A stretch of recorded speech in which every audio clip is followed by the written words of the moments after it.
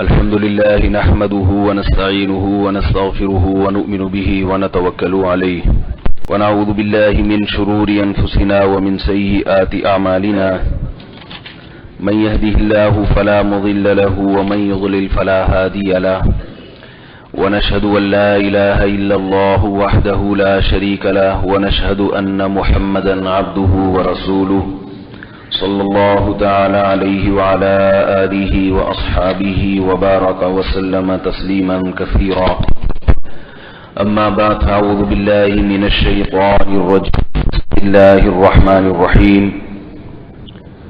يومئذ يود الذين كفروا وعصوا الرسول لو تسوى بهم الأرض ولا يكتمون الله حديثا سورہ نساء کی آیت نمبر 40 اور 41 اور 42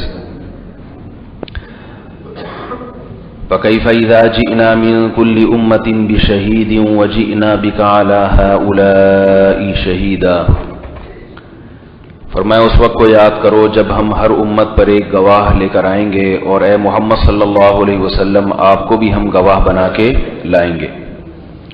اس پر بیان چل رہا تھا کہ پچھلی امتیں ان میں جو اللہ کے نافرمان ہوں گے وہ پیغمبروں کی دعوت کا انکار کریں گے، وہ کہیں گے اے اللہ انہوں نے تیرا پیغام ہم تک پہنچایا ہی نہیں۔ حضرت عیسیٰ علیہ السلام سے اللہ تعالیٰ کہیں گے اَأَنْتَ قُلْتَ لِلنَّاسِ اتَّخِذُونِي وَأُمِّيَ إِلَٰهَيْنِ مِن دُونِ اللَّهِ، اے عیسیٰ کیا تو نے ان سے یہ کہا تھا کہ اللہ کو چھوڑ کر مجھے اور میری ماں کو معبود بنا لینا، الہ بنا لینا؟ کیونکہ قوم تو حضرت عیسیٰ کو معبود بنائے ہوئے ہے، حالانکہ حضرت عیسیٰ علیہ السلام کے نازل ہونے کا مقصد کیا تھا؟ ایک اللہ کی عبادت کروانا۔ تو عیسائیوں نے ہزاروں بتوں کی عبادت تو چھوڑ دی حضرت عیسیٰ کے کہنے پر۔ آج بھی عیسائی بت پرست نہیں ہیں اور مزار پرست بھی نہیں ہیں۔ آپ کو عیسائیوں میں کوئی مزار نظر نہیں آئے گا کسی بابے کا۔ ایک عیسائی نے مجھ سے سوال کیا کہ دیکھو ہم میں تو مزار نہیں ہوتے، مسلمانوں میں اتنے مزار ہیں، تو مسلمان ہم سے بڑے مشرک ہیں۔ میں نے کہا ہاں جو مزار بناتے ہیں اور اس پہ چڑھاوے اور طواف اور یہ چیزیں تو وہ یقیناً آپ سے بڑے مشرک ہیں، اس میں کوئی شک نہیں، لیکن سارے ایسے نہیں ہیں۔ لیکن اس سے ایک بات پتہ چلی کہ مزار پرستی نہ تو یہودیوں میں ہے نہ عیسائیوں میں۔ اس سے پتہ چلا کہ جو مسلمان بزرگوں کے مزار بناتا ہے وہ یہود و نصارہ سے بھی گیا گزرا ہے، سمجھ رہے ہو؟ یعنی یہ کام تو وہ بھی نہیں کرتے۔ جو مزاروں کے گرد طواف کر رہا ہے، سجدے کر رہا ہے، وہ یہودی اور عیسائیوں سے بھی گیا گزرا ہے، کیونکہ مزار پر یا قبر پہ سجدہ یا طواف یا کسی پیر و مرشد کے سامنے سجدہ، یہ یہودی اور عیسائی بھی یہ کام نہیں کرتے۔ جو ان کی سمجھ میں آ رہی ہے جتنی توحید اتنی تو سمجھ لو میرے بھائی۔ اور ہمارے ہاں کل مجھے کسی نے بتایا، کلپ بھیجا کہ کوئی بہت بڑا اداکار ہے، اس نے اسلام قبول کیا انڈیا میں، اور اسلام قبول کرتے ہی پتہ نہیں کون سے بزرگ ہیں انڈیا کے بڑے مشہور ہیں، ان کے مزار پہ چڑھاوا چڑھانے چلا گیا۔ تو میں نے کہا ویسے ہی اچھا تھا بھائی، کیا خیال ہے؟ ویسے ہی اچھا تھا، ایسا اسلام قبول کر کے کیا فائدہ؟ ایک ہندو نے اسلام قبول کیا، بہت بڑا آفیسر تھا پولیس کا، تو ایک عالم نے اس سے پوچھا کہ خیریت کیا اسلام کی کون سی چیز تھی جس سے متاثر ہو کر آپ نے اسلام قبول کیا ہے؟ تو اس نے جواب میں کہا کہ میں نے سوچا ہمارے اتنے سارے بھگوان ہیں، تو اگر ایک اللہ اور اس کے رسول دو بھگوان اور صحیح تو کیا جا رہا ہے اس میں؟ یعنی دو کو اور ایڈ کر لو اس میں۔ تو ان عالم نے کہا نہ ہی ہوتا تو اچھا تھا، ہندو ہی رہتا تو اچھا تھا۔ تو اس نے کہا کہ جہاں اتنے سارے بھگوان ہیں تو دو مسلمانوں کے بھی ملا لو ساتھ میں۔ تو حالانکہ اسلام نام ہی کس کا ہے؟ سب سے پہلے تمام بھگوانوں کی، تمام معبودوں کی، تمام خداؤں کی، تمام الہوں کی نفی۔ لا الہ پہلے ہے، الا اللہ بعد میں ہے۔ اگر کلمہ یوں ہوتا کہ اللہ پہلے ہوتا، اللہ آمنت باللہ، میں اللہ پر ایمان لایا، ولا الہ الا ہو، اور صرف اللہ پر لایا، اللہ کے علاوہ کسی اور پہ نہیں، یوں ترتیب ہوتی تو بھی ٹھیک تھا. بھائی میں اللہ پر لا رہا ہوں ایمان، اللہ کو خدا مانتا ہوں، گاڈ مانتا ہوں، معبود مانتا ہوں، باقیوں کو نہیں مانتا، تو یوں ہونا چاہیے تھا. لیکن اللہ نے کلمے کی ترتیب کیا بیان کی کہ پہلے باقیوں کی نفی کرنی ہے، پھر اللہ کو ماننا ہے. کیونکہ اگر باقیوں کی نفی نہیں کی تو پھر ایسا ماننا اللہ کے ہاں وہ ماننا نہیں ہے. آ رہی ہے بات سمجھ میں؟ جہاں سے نہیں آنا شروع ہو تو مجھے بتا دیں کہ بھئی یہاں سے بات سمجھ میں نہیں آ رہی. وَمَا يُؤْمِنُ أَكْثَرُهُمْ بِاللَّهِ إِلَّا وَهُمْ مُشْرِكُونَ. قرآن میں آتا ہے کہ یہ لوگ، ان میں اکثریت اللہ پر ایمان ایسے لاتے ہیں کہ اللہ کے ساتھ غیر کو بھی شریک کر لیتے ہیں. تو یہ والا ایمان اللہ کے ہاں معتبر نہیں ہے، کیونکہ اللہ توحید کے معاملے میں بہت غیرت مند ہے. اور یاد رکھو جس میں بھی غیرت ہوتی ہے وہ اپنے رشتے میں حاکم ہونے میں غیر کو برداشت نہیں کرتا. اس کی مثال ایسے ہے کہ شوہر بیوی کے لیے بمنزلہ حاکم ہے، سربراہ ہے.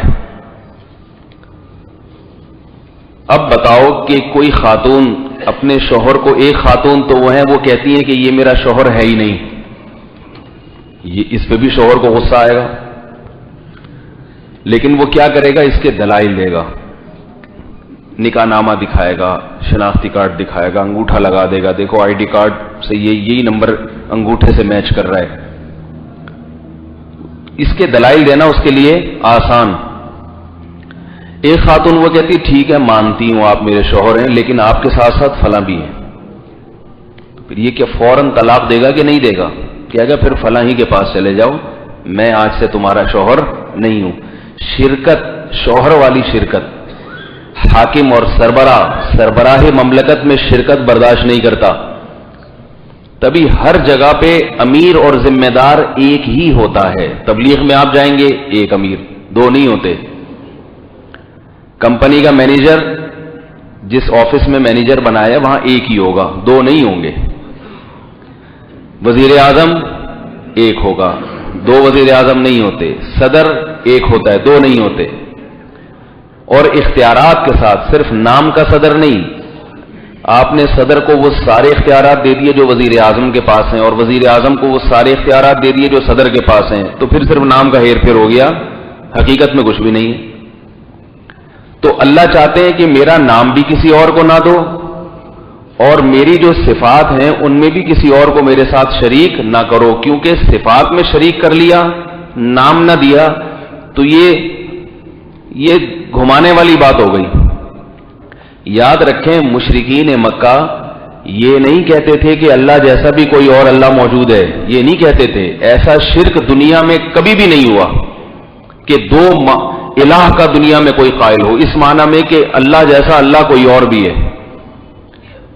ایسا شرک دنیا میں کبھی ہوا ہی نہیں ہے کہ اس کائنات کو دو شخصیتوں نے مل کے بنایا. نہ نہ نہ، ایسا کبھی کسی نے نہیں کہا. ایسا کبھی کسی نے نہیں کہا کہ اس کائنات میں اللہ سے زیادہ یا اللہ جتنا طاقتور بھی کوئی موجود ہے. یہ شرک دنیا میں کبھی ہوا ہی نہیں ہے. اب سوال پیدا ہوتا ہے پھر ہوا کیا ہے بھائی؟ دنیا میں آج تک کوئی بیوقوف ایسا نہیں گزرا جس نے یہ کہا ہو کہ اللہ جیسا طاقتور کوئی دوسرا بھی ہے. آج تک ایسا کوئی بیوقوف نہیں گزرا. ابو جہل بھی یہ نہیں کہتا تھا. دنیا میں کوئی ایسا نہیں گزرا جس نے کبھی یہ دعویٰ کیا ہو کہ اللہ جیسا رحمان کوئی دوسرا بھی ہے. دنیا میں ایسا بیوقوف کوئی بھی، حتیٰ کہ ہندو بھی نہیں کہتے. یہ ہندو بھی کہتے ہیں بھگوان ایک ہی ہے. بھگوان کیا ہے؟ ایک ہے.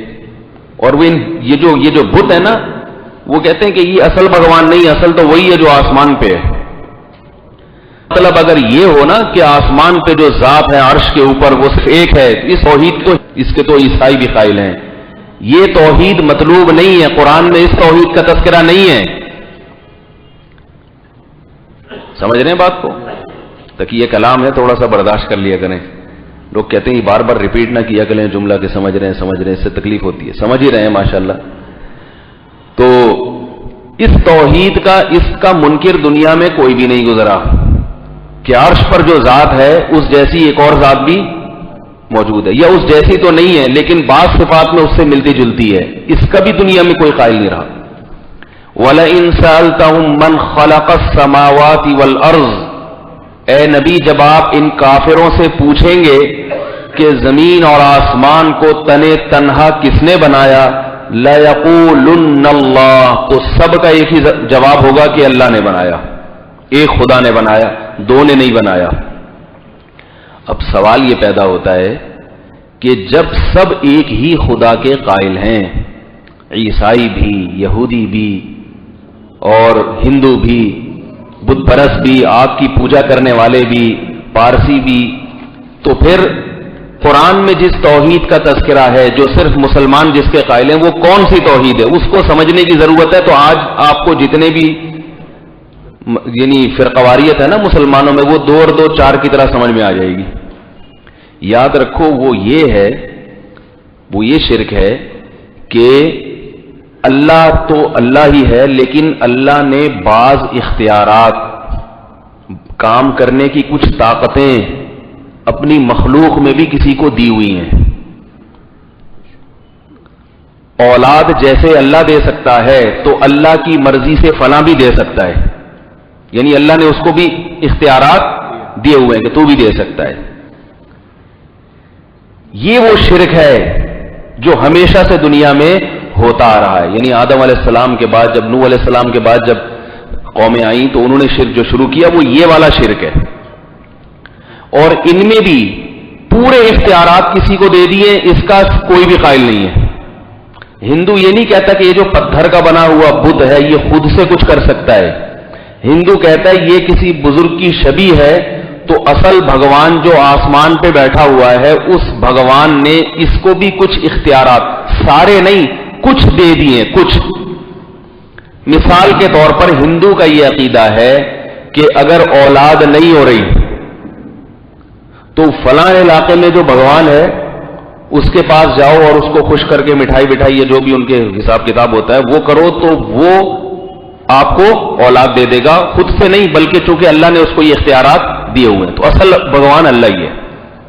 یہ والا شرک ہے ہندوؤں میں، آپ کسی ہندو سے پوچھ کے دیکھ لیں، سمجھ رہے بات کو؟ کبھی ہندو سے پوچھو نا بھگوان کتنے، کہتے ہیں اصل تو ایک ہی ہے، اصل ایک ہی ہے۔ اور اس کی مثال وہ یہ دیتے ہیں، مثال یہ دیتے ہیں کہ جیسے صدر اور وزیر اعظم، ملک کا سربراہ یا حاکم یا بادشاہ، سعودی عرب کی مثال زیادہ کیونکہ ایک ہی بادشاہ ہے، بادشاہ ہوتا ہے تو بادشاہ خود بھی بہت سے لوگوں کے کام کر دیتا ہے اور بادشاہ اختیارات بھی دے دیتا ہے کہ بھئی میرا وزیر ہے وہاں پر اس علاقے میں، اس کو بھی میں نے یہ اختیارات دے دیے، کسی کو پلاٹ دینا چاہے، نیشنلٹی دینا چاہے تو وہ بھی کر سکتا ہے۔ تو ایسا ہی اللہ کو ضرورت تو نہیں ہے، وہ یہ بھی کہتے ہیں، ہم جب سوال کریں نا کہ بھئی بادشاہ تو اس لیے یہ اختیارات دیتا ہے کہ وہ بیچارہ پورے سلطنت پہ خود نظر تھوڑی رکھ سکتا ہے، سارے اس کے گھر کے باہر لائن لگا کے کھڑے ہو جائیں کہ حضرت ہمیں نیشنلٹی چاہیے سعودی عرب کی، ہمارے یہ مسائل ہیں، ہمارے یہ میاں بیوی کا جھگڑا ہے، تو بھائی وہ خود نہیں کر سکتا تو اس نے عدالتیں بنا دی ہیں، ایک عدالت طائف میں بنا دی، مکہ میں جج بٹھا دیے، بھائی میرے پاس نہ ہو، یہ میری طرف سے نائب ہیں،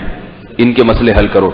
اور جناب پانی کے لیے الگ شعبہ بنا دیا، بجلی کے لیے الگ شعبہ بنا دیا، گیس کے لیے الگ، پیٹرول کے لیے الگ، ہر سارے شعبے، کیونکہ وہ تو کمزور ہیں۔ تو آج کا مشرک یہ کہتا ہے کہ ہم پر یہ اشکال نہ کیا جائے کہ اللہ معاذ اللہ کمزور تھا تو اس نے اختیارات دے دیا، نہ نہ نہ، اللہ طاقتور ہے، اللہ طاقتور ہے، اس کو اپنے اختیارات بانٹنے کی ضرورت نہیں ہے۔ پھر دیے کیوں؟ سوال پیدا ہوتا ہے۔ دیے اس لیے بعض بندوں سے اللہ خوش اتنا ہوتا ہے کہ انہیں بھی دے دیتا ہے، اپنے پاس بھی رکھتا ہے، انہوں نے بھی دے دیتا ہے۔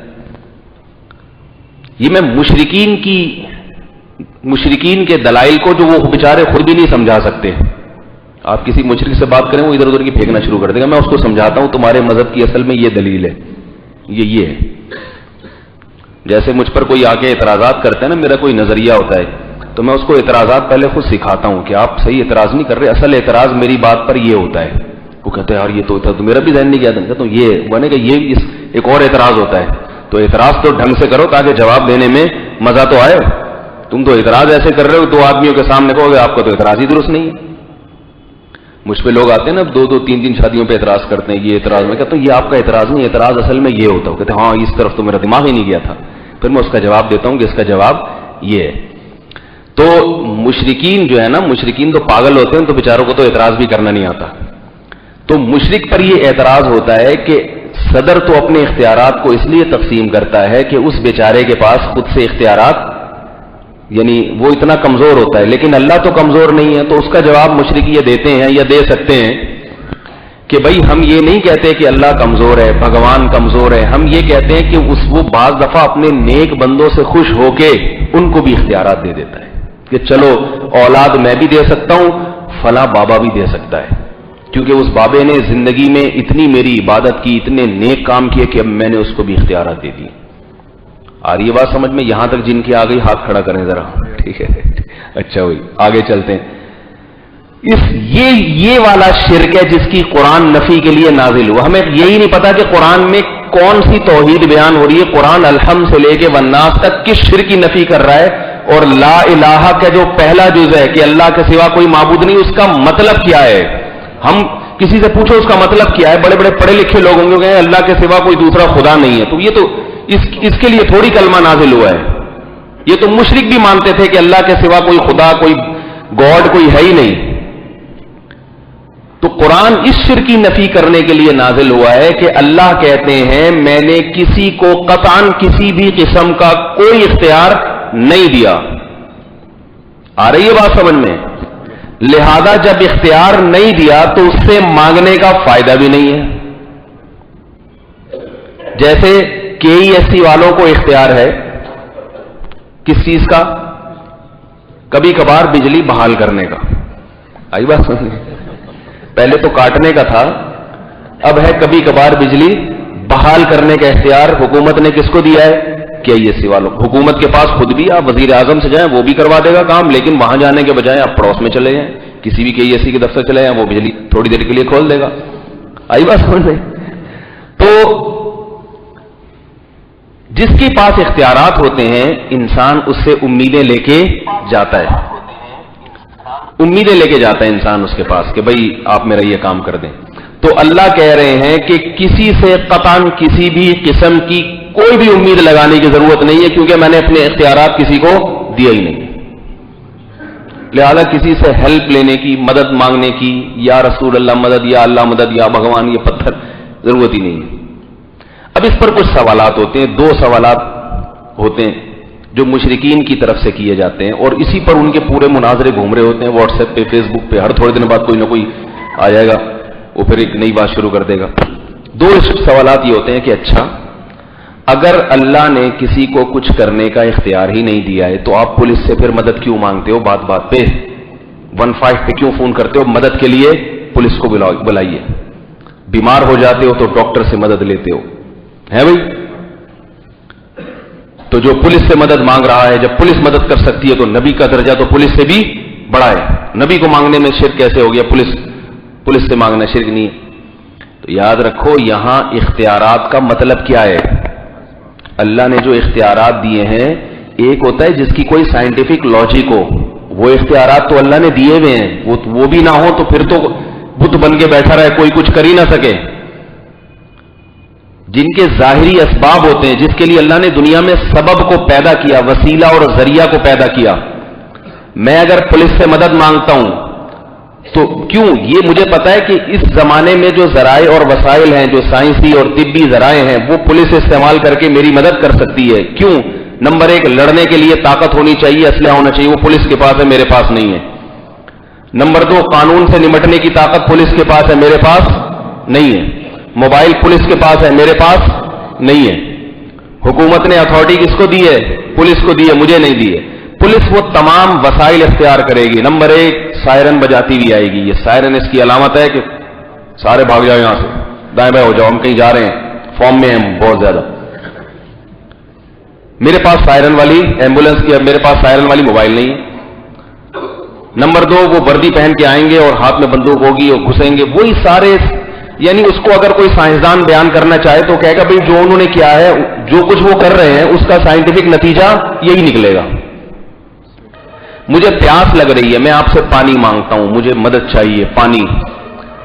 تو آپ سے میں اس لیے مدد مانگ رہا ہوں کہ پانی کے اگر اسباب ہوں، یعنی پانی بھی موجود ہے، ٹینکی بھی موجود ہے، اس کے نیچے نلکے بھی لگے ہوئے ہیں، تو مجھے پتا ہے یہ آدمی سب سے پہلے اٹھے گا، اور آپ جب خوراک کھاتے ہیں تو وہ جلتی ہے، اس سے انرجی پیدا ہوتی ہے، تو اٹھنے کی طاقت پیدا ہوتی ہے. سارے ڈاکٹروں کا اس پر اتفاق ہے، کوئی ایسے نہیں کوئی خلائی کوئی کام ہو رہا ہے.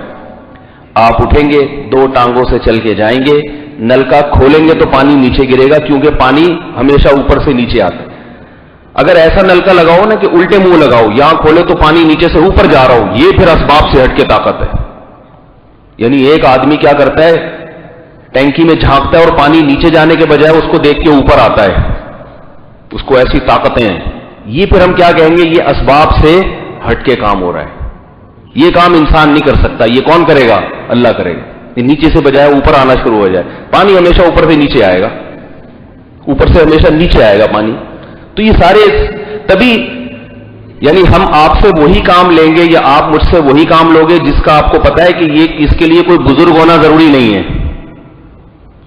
تبھی شرک کبھی نارمل آدمی کے ساتھ نہیں ہوتا، ہمیشہ جو بزرگ ہوتے ہیں یا کوئی جن کے بارے میں وہم ہوتا ہے کہ یہ بہت ہی پہنچے ہوئے لوگ ہیں، ان کے ذات کے ساتھ شرک ہوتا ہے، ان کو لوگ اللہ کے ساتھ شریک کرتے ہیں. تو اسباب کے تحت جو مانگنا ہے وہ مانگنا نہیں ہے جو اہدنا الصراط المستقیم میں ہم نے اللہ سے مانگا ہے، یا ایاک نعبد و ایاک نستعین میں ہم کہہ رہے ہیں کہ اللہ ہم تیری ہی عبادت کریں گے، تجھ ہی سے مدد مانگیں گے. یہ وہ والا مدد مانگنا نہیں ہے، یہ مدد تو ہم پولیس سے بھی مانگتے ہیں. یہ وہ مدد ہے کہ جہاں اسباب کام کرنا چھوڑ دیں، وہاں جب مدد مانگی جاتی ہے تو وہ کس سے؟ اللہ سے. کیونکہ اللہ کو کسی چیز کو بنانے میں کسی سبب کا محتاج نہیں ہے، توانائی پیدا کرنے میں سبب کا محتاج نہیں ہے، اور ناممکن کو ممکن بنا دیتا ہے وہ. اس کی میں آپ کو مثال دوں. دیکھو، جب بھی کوئی چیز دنیا میں وجود میں آتی ہے اس کی کوئی سائنٹیفک لاجک ہوتی ہے نا، سائنسدان کہتے ہیں بھائی یہ ہے لہذا اس وجہ سے یہ ہو گیا. لیکن کچھ کام دنیا میں ایسے ہوئے ہیں جن کی کوئی لاجک نہیں ہے. مثلا یہ کائنات کیسے وجود میں آ گئی؟ سوال پیدا ہوتا اگر کچھ پہلے سے تھا تو وہ کس نے بنایا؟ ہم اس کائنات کو دیکھتے ہیں کہ اس کائنات کی ایک صفت تبدیل نہیں ہوتی جب تک کہ تبدیل کرنے والا کوئی نہ ہو. تو جب اس کے اوصاف تبدیل نہیں ہوتے تو اس کی ذات کیسے وجود میں آ سکتی ہے؟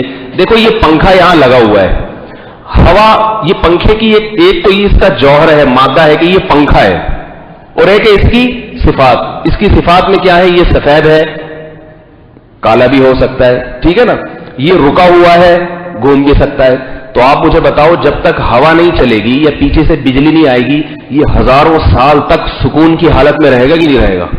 اگر یہ پنکھا اتنا سا بھی گھومتا ہے نا تو کوئی سائنسدان کہے گا اس کو کسی نے گھمایا ہے، کیونکہ جو چیز متحرک ہے، نیوٹن یہ کہہ کر چلا گیا بیچارہ کہ جو چیز متحرک ہے وہ ہمیشہ حرکت میں رہے گی جب تک کہ روکنے والی کوئی طاقت نہ ہو، اور جو سکون میں ہے وہ ہمیشہ سکون میں رہے گی جب تک اس کو چلانے والی کوئی طاقت موجود نہ ہو. تو مادہ ایک حالت سے دوسری حالت میں کسی تبدیل کرنے والی قوت کے بغیر تبدیل نہیں ہوتا، تو وجود میں کیسے آ گیا بغیر کسی قوت کے؟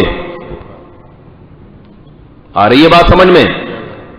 ظاہر ہے یہاں یہی کہا جائے گا کہ اللہ نے بغیر کسی سبب کے پہلی مرتبہ اپنی کن فیکن کی طاقت سے پیدا کر دیا، اس کے ارادے کا نام وجود ہے.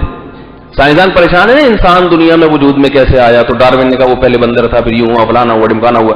ایک سوال یہ کہ جاتا مرغی پہلے پیدا ہوئی یا انڈا؟ یہ قیامت تک حل نہیں ہو سکتا یہ سوال، کیونکہ ہم نے تو اسباب دیکھے ہیں نا، اسباب ہم نے دیکھا بھائی مرغی پیدا ہونے کے لیے پہلے انڈا ہونا چاہیے جس میں سے بچہ نکلتا ہے، لیکن انڈے کے لیے پہلے کیا ضروری ہے؟ مرغی ہو.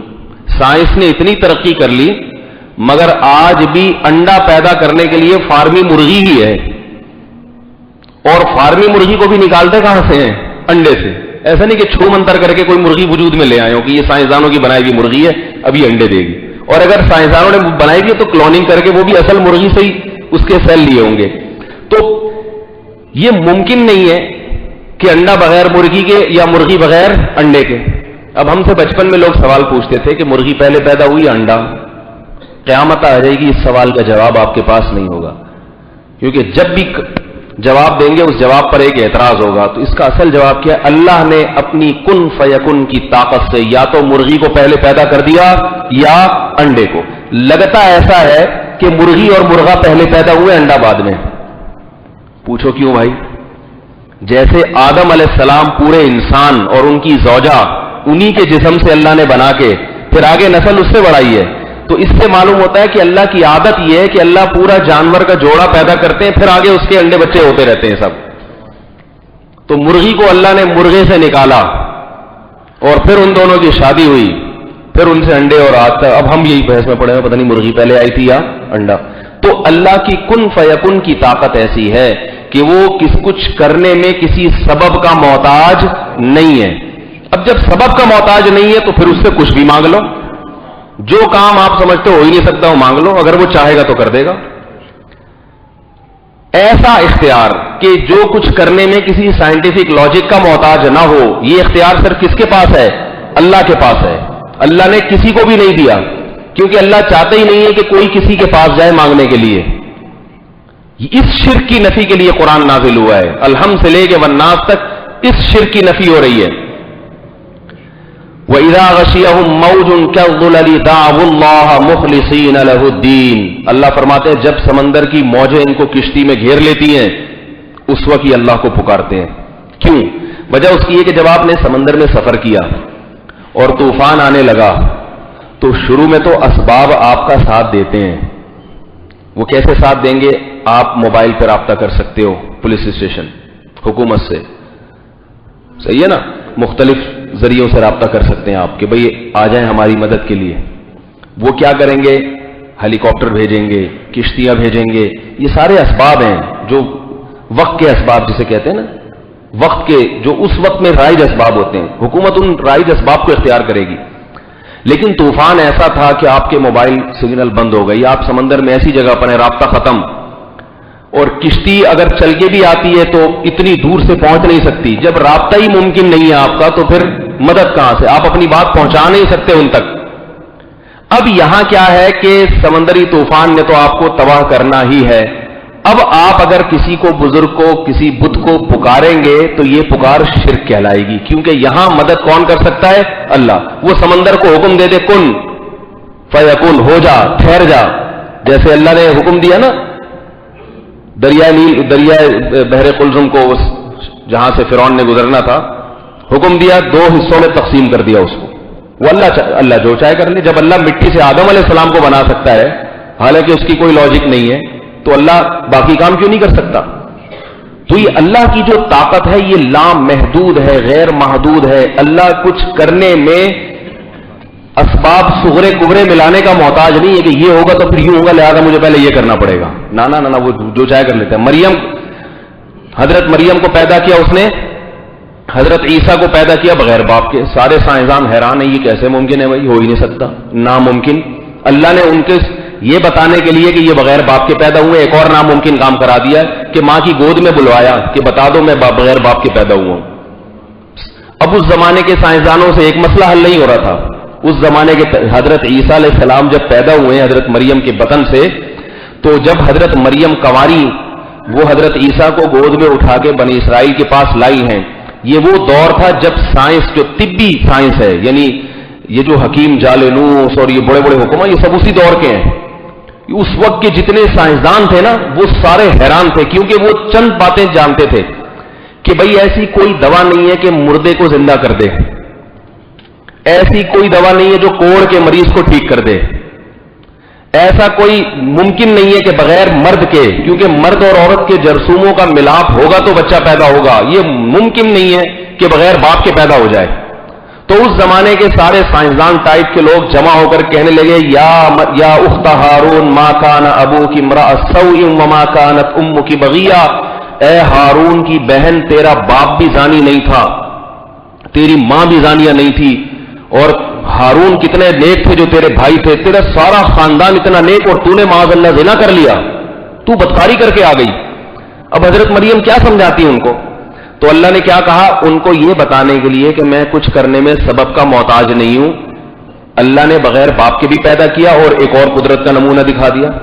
کیونکہ ان کو یقین نہیں آ رہا نا. اگر حضرت مریم کہتی بھائی اللہ کی قدرت ہے, اللہ کچھ کرنے میں محتاج نہیں, لوگ کہتے یہ کیا ہو رہا ہے, کیوں نہیں. تو اللہ نے ایک اور کام کرا دیا. وہ کیا, حضرت عیسیٰ علیہ السلام ماں کی گود میں تقریر شروع کر دی پوری. انہوں نے ایسی زبردست نمبروں والی بیان شروع کر دیا. بیان ایسا زبردست حضرت عیسیٰ نے بیان کیا, انی عبد اللہ, میں اللہ کا بندہ ہوں. حضرت عیسیٰ کی زبان سے جو پہلا لفظ نکلا ہے وہ کیا, میں اللہ کا بندہ ہوں. رسول بعد میں, بندہ اور غلام پہلے, تاکہ مجھے معبود نہ بنا لینا. انی عبد اللہ آتانی الکتاب, مجھے صرف پیغمبر نہیں ہوں, ایسا پیغمبر جسے آسمانی کتاب ملے گی. تو جو ولد الزنا ہوتا ہے, ناجائز بچہ ہوتا ہے, وہ بولتا نہیں ہے, اس کے ہاتھ میں یہ کرامتیں نہیں ہوتی. نمبر 2, ایسی کرامت کہ وہ یہ بھی پیش گوئی کرے کہ مجھے آسمانی کتاب ملے گی. تو اللہ تعالیٰ کبھی کسی ناجائز بچے کو پیغمبر نہیں بنا سکتے, اور ایسا برگزیدہ پیغمبر کہ اس کو آسمانی کتاب بھی دے دیں, اور وہ بچہ ماں کی گود میں کہہ رہا ہے کہ مجھے آسمانی کتاب بھی ملے گی, انجیل. وجعلنی نبیا, میں پیغمبر ہوں, پیغمبر, اللہ نے مجھے پیغمبر بنا دیا ہے. واوصانی بالزکات بالصلاۃ والزکات, اور مجھے اس نے وصیت کی ہے نماز پڑھوں اور زکات ادا کروں. کیا مطلب, یہ اچھے اچھے کام کروں گا میں. جو ناجائز ہوتا ہے اس کو اسی وقت سے یہ تعلیم تھوڑی کرتا ہے, وہ اس کی تو تربیت نہیں ہوتی بیچارے کی, باپ نہیں ہوتا اس کا, وہ تو خود نماز پڑھنے بڑی بات ہے. وہ دنیا کا معلم کہاں سے بنے گا, جبکہ میں دنیا کے لیے معلم بن کے آیا ہوں. یہ ساری اسباب سے ہٹ کے باتیں ہو رہی ہیں کہ نہیں ہو رہی. وجعلنی مبارکا اینما کنت, جہاں دنیا میں جاؤں گا برکتیں میرے ساتھ ساتھ چلیں گی. ناجائز بچے کی برکتیں تھوڑی ہوتی ہیں. میں ایسا مبارک ہوں زمین پہ جہاں جاؤں گا. تبھی حضرت نبی صلی اللہ علیہ وسلم نے فرمایا, حضرت عیسیٰ ابن مریم جب نازل ہوں گے اس امت میں تو اتنی برکتیں نازل ہوں گی, اتنی برکتیں کہ اتنا بڑا انار پیدا ہوگا اس زمانے میں کہ انار کے چھلکے کو لوگ سائبان کے طور پر استعمال کریں گے, اور ایک انگور کو نچوڑ کے کئی لوگ سیراب ہو جائیں گے. انگور کا دانہ اتنا بڑا پیدا ہوگا. تو یہ بتا رہے کہ اگر میں ناجائز ہوتا تو ناجائز کی اتنی برکتیں تھوڑی ہوتی ہیں. وَأَوْصَانِي بِالصَّلَاةِ وَالزَّكَاةِ مَا دُمْتُ حَيًّا, جب تک زندہ رہوں گا نماز اور زکات کی تلقین کرتا رہوں گا, اور جب تک رہوں گا. السلام علیہ یوم ولدت, جب پیدا ہوا ہوں اس وقت بھی اللہ کی طرف سے مجھ پر سلامتی. وَيَوْمَ أَمُوتُ, جس دن میری موت ہوگی اس وقت بھی. وَيَوْمَ أُبْعَثُ حَيًّا, جس دن قیامت کے دن زندہ کر کے اٹھایا جاؤں گا اس وقت بھی سلامتی. اور برم بوالدتی, میرے رب نے مجھے اپنی ماں کے ساتھ حسن سلوک کرنے والا بنایا. جس بچے کا باپ نہیں ہوتا وہ بچہ ماں کے ساتھ حسن سلوک عام طور پہ نہیں کرتا, کیونکہ اسے ماں کے ساتھ حسن سلوک سکھانے والا کوئی نہیں ہوتا. یہاں ایک علمی نقطے کی بات یاد رکھیں, مائیں اپنے بچوں کو باپ کے خلاف ورغلاتی ہیں کہ تمہارے ابا ایسے ہیں, تمہارے ابا ایسے. جس بچے کے دل میں باپ کا روب نکل گیا تو وہ ماں کے ہاتھوں سے بھی نکل گیا پھر, کیونکہ بچہ بچپن میں سمجھتا نہیں ہے, روب سے چلتا ہے. اور ماں کا ادب بھی اسے کون سکھاتا ہے, باپ سکھاتا ہے. ماں نہیں سکھا, ماں سے تو وہ دبتا ہی نہیں ہے. ماں میں تو محبت شفقت اتنی ہوتی ہے, لاڈ پیار اتنے ہوتے ہیں کہ روب نہیں ہوتا اس کا. تو یہ اشکال ہو سکتا تھا کہ بھئی جس بچے کا باپ نہیں ہے وہ صلہ رحمی کہاں سے کرے گا. یہ بار بار یہ ایک علمی نقطہ سمجھانے کے لیے کہہ رہا ہوں. بعض لوگ 4-4 سال کے لیے جاب کرنے چلے جاتے ہیں اپنے بچوں کو چھوڑ کے. یہاں پہ اکثر لوگ میں نے دیکھے, 100% نہیں, اکثر دیکھیں کہ جو باہر جاب کرتے ہیں 2-2, 3-3 سال کے بعد آتے ہیں, ان کے بچے بگڑ جاتے ہیں. یہاں پہ گٹکے میں لگ جائیں گے اور ادھر ادھر کی ایکٹیویٹیز میں لگ جائیں گے. وہ کما کے بس بھیج رہے ہیں, بچہ یہاں وہ عیاشی میں اڑا رہے ہیں. تو باپ کا موجود ہونا بہت ضروری ہے. اور اگر کسی مجبوری سے گئے ہو تو نگرانی کرو, نگرانی, بہت سخت نگرانی. بچہ کہاں جا رہا ہے پوچھو فون کر کے, ابھی کہاں بیٹھا ہوا ہے, وہ بالکل چھوڑ دیتے ہیں. تو حضرت عیسیٰ کہہ رہے ہیں بغیر باپ کے ہوں مگر ایسا صلہ رحمی کرنے والا کہ اپنی ماں کے ساتھ ساری زندگی حسن سلوک کروں گا. اس سے ماں کا حق بھی پتہ چلتا ہے. یاد رکھو حضرت حکیم الامہ نے یہ بات لکھی ہے کہ والدین کا جو اللہ نے مقام اور مرتبہ بیان کیا وہ کسی استاذ, کسی شیخ و مرشد کا نہیں ہے. آج بعض لوگ خانقاہ میں جاتے ہیں تو وہ اپنے شیخ کو اتنا بڑا بنا لیتے ہیں کہ ابا دوسرے نمبر پہ چلے جاتے ہیں. شیخ کے جوتے اٹھا رہے ہیں مگر ابا کے کبھی کپڑے بھی استری نہیں کریں گے. شیخ کے ساتھ تو بہت ہدیے بھی مگر ابا سے تمیز سے بات نہیں کریں گے. شیخ کی ڈانٹ کو یہ سمجھ کے برداشت کریں گے کہ اس سے سلوک کے منازل طے ہوں گے. ابا نے جھاڑ پلا دی, پیشانی پہ سلوٹیں آ جائیں گی. دلیل یہ دیتے ہیں کہ ابا ہمارے بے نمازی ہیں. تو یاد رکھو جو مرضی ہیں شریعت میں باپ سب سے پہلے، والدین سب سے پہلے. یہ مطلب نہیں ہے کہ شیخ کے جوتے اٹھانا چھوڑ دیں، ایک اچھا کام کر رہے تھے وہ بھی چھوڑ دیا. مطلب یہ کہ ابا کے بھی اٹھایا کریں. یہ مطلب نہیں ہے کہ اچھا آپ کو پتہ ہی نہیں تھا، اب شیخ کو آپ نے کہا چلو بھائی تم 2 نمبر آدمی ہو، ابا پہلے ہیں، چلو یار. یہ مطلب نہیں ہے. اس کو بھی احترام دیں، اس سے آپ دین سیکھ رہے ہیں. بزرگوں کی تو، اور خاص طور پہ شیخ اگر کوئی بڑے بزرگ ہیں، عالم ہیں، تو ان کا جتنا احترام کریں کم ہے. مگر کہنے کا مقصد ہی کہ جتنا ان کا کر رہے ہیں اس میں تھوڑا گڑ ڈال کے تڑکا لگا کے تھوڑا سا ابا کی طرف. آئی بات سمجھ میں؟ اور ماں کا اس سے بھی زیادہ احترام کریں. باپ کا شریعت میں احترام زیادہ ہے ماں کی نسبت، مگر بدکلامی کا گناہ باپ کی نسبت ماں سے بدکلامی کا گناہ زیادہ ہے، کیونکہ ماں کو تکلیف زیادہ ہوتی ہے. باپ مرد ہے نا، اس کو وہ 2-3 کھینچ کے بھی لگا دے گا، ماں بیچاری لگا نہیں سکتی، وہ کڑتی رہتی ہے. اس لیے شریعت نے اخلاق کے معاملے میں ماں کا مقام اور مرتبہ باپ سے 3 گنا زیادہ بتایا ہے. اخلاق میں، اطاعت میں نہیں. یاد رکھو اطاعت میں باپ کا مقام ماں سے زیادہ ہے، کیونکہ سربراہ اللہ نے باپ کو بنایا ہے. تو یہ پوری تقریر حضرت عیسیٰ علیہ الصلوۃ والسلام کر رہے ہیں، برم بوالدتی. تو یہ بھی اس زمانے کے جتنے بھی طبیب تھے، حکیم تھے، جو اس زمانے کے سائنسدان تھے، حیران یہ کیا ہو رہا ہے بھائی، یہ کیا ہو رہا ہے. تو اللہ بتا رہے ہیں کہ جیسے میں یہ کر سکتا ہوں بغیر باپ کے بھی پیدا کر سکتا ہوں. تو یہ جو ہے نا کہ یہ کوئی کچھ کر لے گا اسباب سے ہٹ کے، اللہ کہتے ہیں کہ میں نے کسی کو کسی بھی قسم کے اختیارات نہیں دیے، کوئی کچھ نہیں کر سکتا. اس پر ایک پھر سوال پیدا ہوتا ہے جو مشرکین کرتے رہتے ہیں. وہ یہ ہوتا ہے کہ اچھا آپ کہہ رہے ہو اللہ نے کسی کو اسباب سے ہٹ کے اختیار دیا ہی نہیں، تو یہ انبیاء کی جو اتنے معجزے ہیں اور ولی اللہ کی جو اتنی کرامتیں ہیں، نبی صلی اللہ علیہ وسلم نے چاند کو انگلی سے اشارہ کیا 2 ٹکڑے کر دیے، کیا اس کی کوئی سائنٹیفک لاجک تھی؟ بولے بھائی کیا ہو گیا آپ لوگوں کو؟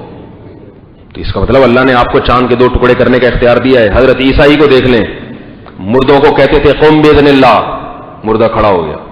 تو مردہ زندہ کرنا اس کی کوئی سائنٹیفک لاجک ہے بھائی؟ لیکن حضرت عیسیٰ تو مردوں کو زندہ کرتے تھے. نابینا کی آنکھوں پہ ہاتھ پھیرتے حضرت عیسیٰ، بینائی واپس. پیدائشی نابینا، پیدائشی. ڈاکٹر آج تک پیدائشی نابینا کا علاج نہیں کر سکے.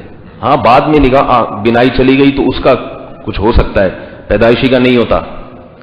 آنکھیں لگا دیں گے کسی دوسرے کی، اسی کی آنکھوں کی بینائی. حضرت عیسیٰ آنکھیں نہیں لگا رہے، اسی کی آنکھوں پہ ہاتھ پھیرا، بینائی واپس. کوڑ کا مرض آج تو اس کے ٹیکے اور ویکسینیشن ہے. اس زمانے میں حکیم کہتے تھے ناممکن، حضرت عیسیٰ ہاتھ لگاتے بیماری ٹھیک ہو جاتی، برس کا مرض ٹھیک ہو جاتا. تو مشرکین یہ کہتے ہیں کہ اگر اللہ نے یہ اختیارات نہیں دیے، جیسے کہ یہ وہابڑے کہتے ہیں، ہم لوگ کو وہ کہتے ہیں وہابڑا. ایک ہوتا ہے وہابی، جو چھوٹے موٹے دیوبندی ہوتے ہیں نا ان کو وہابی کہا جاتا ہے. ایک ہماری طرح کے جو ہوتے ہیں نا ذرا تھوڑے سے زیادہ اسٹریٹ فارورڈ، ان کو کہتے ہیں یہ وہابیوں کی سپرلیٹو ڈگری ہے. کیونکہ ہمارے دیوبندیوں میں بھی 3 درجے ہیں. ہمارے حضرت فرمایا کرتے تھے آج کل کے دیوبندی بھی بریلوی ہیں. یہ میں نہیں کہتا، میں تو چھوٹا منہ بڑی بات ہو جائے گی، ورنہ ہمارے حضرت تو بڑے بڑے بزرگوں سے ان کا تعلق ہے. حضرت مولانا حسین مدنی رحمۃ اللہ علیہ کے شاگرد تھے، اور حضرت حکیم الامہ کی صحبت اٹھائی ہے کچھ وقت کے لیے، اور باقی ان کی زیارت بھی کی. حضرت شیخ الحدیث مولانا زکریا رحمۃ اللہ علیہ کی صحبت اٹھائی. تو بڑے بڑے اکابر، تو وہ یہ کہہ سکتے تھے، ان کا کلام نقل کر رہا ہوں، کہ وہ فرماتے تھے آج کے دیوبندی بھی کیا ہیں، بریلوی. سارے نہیں، یعنی بہت سارے. تو وہ بھی وہی یہ جو روحانیت کے نام پہ جو کچھ ہے نا، یہ سب وہی چینل ہے سارا. تو روحانی علاج اور ٹوپی ڈرامے جو آج پچھلی دفعہ میں نے جو بیان ہی اپنا ہٹوا دیا ہے، اس میں تھوڑی سی ایڈیٹنگ کر کے پھر چڑھاؤں گا. اس بیان بالکل صحیح تھا، یاد رکھو بیان بالکل صحیح تھا. جو میں نے ایک کی واٹ لگائی تھی نا، اس میں یہ نہیں کہ میں نے رجوع کر لیا ہے، لیکن یہ کہ ہماری قوم میں تحمل نہیں ہے. جب وہ روحانی والے بڑے بڑے بعض بزرگ سنیں گے نا کہ ہمارے بارے میں یہ کہہ رہا ہے، تو وہ مجھ سے بدگمان ہوں گے، میرے خلاف سازشیں شروع کر دیں گے. جو میں کام کر رہا ہوں وہ نہیں کر سکتا پھر میں. حالانکہ میں ان کو فراڈی نہیں کہتا، ان بزرگوں کو میں بار بار کہتا ہوں وہ فراڈی نہیں ہے، عملیات کر کر کے ان کا دماغی توازن خراب ہو گیا ہے. اور دماغی توازن خراب ہونے کا بزرگ ہونے نہ ہونے سے کوئی تعلق نہیں، یہ کسی کا بھی ہو سکتا ہے. تو جو بھی روحانیت کے نام پہ یہ ڈرامے بازی کرے گا، چلے ولے کاٹے گا، اس کا سیٹنگ آؤٹ ہو جائے گی. کیونکہ اللہ نے جس سیٹنگ پہ پیدا کیا، وہ سیٹنگ جب بھی چھیڑو گے تو وہ پھر واپس اپنی اصل سیٹنگ، اچھا یہ ایسے خراب ہوتے ہیں پھر واپس بھی نہیں ہو سکتے. تو تو یہ تو میرا نظریہ اتنا پکا ہے، اتنا پکا الحمدللہ، یہ تو ڈنکے کی چوٹ پہ کہتا ہوں میں، لیکن یہ آج کل ہمارے اپنے دیوبندیوں میں تحمل نہیں ہے، مسئلہ سارا ہی ہے۔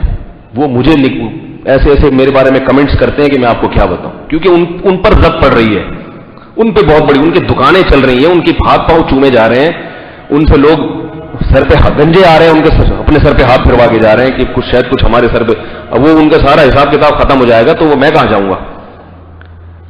یہ نہیں کہ مجھے ان سے کوئی ڈر ہے، ڈر یہ ہے کہ پھر میں انہی کی مخالفتوں کے جواب، انہی کے جواب پھر میں دوسرے کام نہیں کر سکتا، باقی ان سے مجھے کوئی ڈر نہیں، بیچارے یہ کچھ کر ہی نہیں سکتے ہیں، ان کو تو لوگوں نے بنا دیا ہے عقیدت میں ہاتھ پاؤں چون چون کے بڑا، ورنہ ان میں تو کچھ، یہ ویسے بھی بزدل اتنے ہوتے ہیں، ڈرپوک اتنے ہوتے ہیں، ایک پولیس والا چلا جائے تو یہ خانقاہ چھوڑ کے بھاگ جاتے ہیں، ایسے بھی دیکھے ہم نے، ایک پولیس والا چلا جائے نا کسی عامل کو گرفتار کرنے کے لیے، شروع میں تو عامل دھمکیاں دے گا تیرے اوپر اتنی چڑیلیں بھیج دوں گا، پولیس والا نہیں ڈرتا، فوراً جائے گا پکڑ کے موبائل میں ڈالے گا لے جائے گا، وہ اس کے سارے اندر منتر اور جن چڑیل بھوت سب دائیں بائیں ہو جاتے ہیں۔ تو انہوں نے جنات کو قابو میں نہیں کیا ہوتا، جنات نے ان کو قابو کیا ہوتا ہے، یاد رکھو، یہ ذہن میں رکھو، جن کو قابو نہیں کیا جا سکتا، جنات ان پر مسلط ہوتے ہیں، یہ قرآن سے ثابت ہے، اگر ابھی کیا تو میرا پورا موضوع تبدیل ہو جائے گا، کسی اور وقت یہ بتاؤں گا کہ یہ قرآن سے ثابت ہے کہ انسان جنات پہ کو قابو میں نہیں کرتا، جنات انسان کو قابو کرتے ہیں، یہ جو عملیات کرتے ہیں نا اس سے جن ان کے قابو میں نہیں آتے کہ ان کے کام کرنا شروع کر دیں، یہ جن کے قابو میں آ جاتے ہیں۔ یہ بھی ایک بڑا دلچسپ موضوع ہے، بڑے ٹیکنیکل اسٹائل سے انشاءاللہ کبھی آپ کو سنائیں گے، یہ تو دلائل کی دنیا میں ہوائی باتیں نہیں ہوں گی۔ تو اچھا، میں جو بات عرض کر رہا تھا کہ بھئی مشرک یہ کہتا ہے کہ چاند کے 2 ٹکڑے نبی نے کیے، آپ صلی اللہ علیہ وسلم نے پانی میں ہاتھ ڈالا، اپنی دست مبارک چشمہ پھوٹ پڑا، ایک پیالہ حضرت ابو ہریرہ دودھ کا لے کر آئے ہیں، کسی بھی سائنسدان کو دکھا دیتے وہ کہتا ہے 2 آدمی پی سکتے ہیں، لیکن سب صحابہ نے پیٹ بھر کے پیا، تو یہ اس کا مطلب ہے نبی کو اللہ نے اختیارات دیے تھے۔ اسی طرح بزرگوں کی کرامتیں کچھ قرآن میں، حضرت مریم کو بے موسم پھل ملا کرتے تھے، اور اس طرح کی بہت ساری چیزیں۔ تو یاد رکھو، معجزہ یا کرامت اس میں نبی کے ارادے کا یا اختیار کا کوئی دخل نہیں ہوتا۔ یہ جو ہم کہتے ہیں نا نبی صلی اللہ علیہ وسلم نے انگلی سے چاند کے 2 ٹکڑے کیے ہیں، یہ نبی نے نہیں کیے، یہ کس نے کیے ہیں؟ اللہ نے کیے ہیں، نبی نے نہیں کیے، نہ نبی کو اختیار ہے۔ سوال پیدا ہوتا ہے جب نبی نے نہیں کیے تو پھر ہم یہ کیوں کہتے ہیں نبی نے کیے؟ خود سوالات کر رہا ہوں نا آپ کو سمجھانے کے لیے۔ ایک طرف کہتے ہیں نبی نے نہیں کیے، مگر ہم خود کہتے ہیں بیان میں کہ نبی نے چاند کے 2 ٹکڑے کیے، حضرت عیسیٰ مردوں کو زندہ کر دیتے تھے۔ بتا دیں اگر سمجھ میں آ رہا ہے، آگے چلتے ہیں۔ پھر سوال سمجھ میں آئے گا تو جواب سمجھ میں آئے گا۔ بھائی سوال یہ پیدا ہوتا ہے جب یہ اللہ نے کیے، نبی نے نہیں کیے یہ کام، تو پھر یہ کیوں کہا جاتا ہے حضرت عیسیٰ مردوں کو زندہ کرتے تھے؟ اور قرآن میں بھی ہے، یہ قرآن میں بھی ہے۔ تو اس کا جواب سنیں، یہ مجازن کہا جاتا ہے، مجازن۔ مجاز اسے کہتے ہیں کہ ایک چیز حقیقت میں نہیں ہے مگر چونکہ صورتاً دیکھنے میں ایسا لگ رہا ہے تو آپ شارٹ کلام کرنے کے لیے اس کی طرف نسبت کر دیتے ہو۔ اس کی مثال آپ کو دیتا ہوں، دیکھو کلام جو ہے نا اس میں بہت ساری چیزیں محذوف ہوتی ہیں۔ دیکھیں ہم جب کھانا کھاتے ہیں بارات میں یا ولیمے میں، میں تو بارات میں نہیں کھاتا الحمدللہ، ولیمے میں کھانا کھایا، اب کوئی آپ سے پوچھتا ہے بھائی کتنی پلیٹیں کھائیں آپ نے؟ کہتے ہیں نا، آپ کہتے ہیں میں 3 پلیٹیں کھا گیا، کہتے ہیں یار بڑی ہمت ہے یار، تم پلیٹیں کھا جاتے ہو، ہے بھائی بڑی ہمت ہے۔ تو آپ کیا کہیں گے؟ بھائی مقصد پلیٹ کھانے کی نسبت جو پلیٹ کی طرف کر رہا ہوں یہ مجازن، اصل میں پلیٹ میں جو چیز تھی نا وہ کھائیے، لیکن شارٹ کیونکہ سامنے والا عقل مند ہے، اسے پتا ہے کہ پلیٹیں نہیں کھائی جاتی، لہذا اس کو یہ بتانے کی ضرورت ہی نہیں ہے کہ پلیٹ میں موجود کھانا کھایا، عقل مند کے لیے اشارہ کافی ہوتا ہے۔ تو قرآن نے بھی عقل مند سمجھ کے ہمیں کہ یہ توحید پر اتنے پکے ہو گئے ہیں کہ اب ان کو اگر میں یہ کہہ دوں کہ عیسیٰ مردوں کو زندہ کرتے تھے تو مطلب سمجھ جائیں گے کہ عیسیٰ نہیں کرتے تھے، میں کرتا تھا لیکن ہاتھ چونکہ عیسیٰ کا ہوتا تھا اس لیے ان کی طرف نسبت کر رہا ہوں، کیونکہ اللہ کو بھی پتا ہے کہ یہ مسلمان قوم سے میرا خطاب ہے، یہ توحید کے معاملے میں اتنے مزید، تو کلمہ پڑھ کے اسی کا تو اقرار کیا تھا تبھی تو مسلمان ہوئے تھے کہ اللہ سے کے علاوہ کسی سے کچھ نہیں ہوتا، اللہ سے ہی ہوتا ہے۔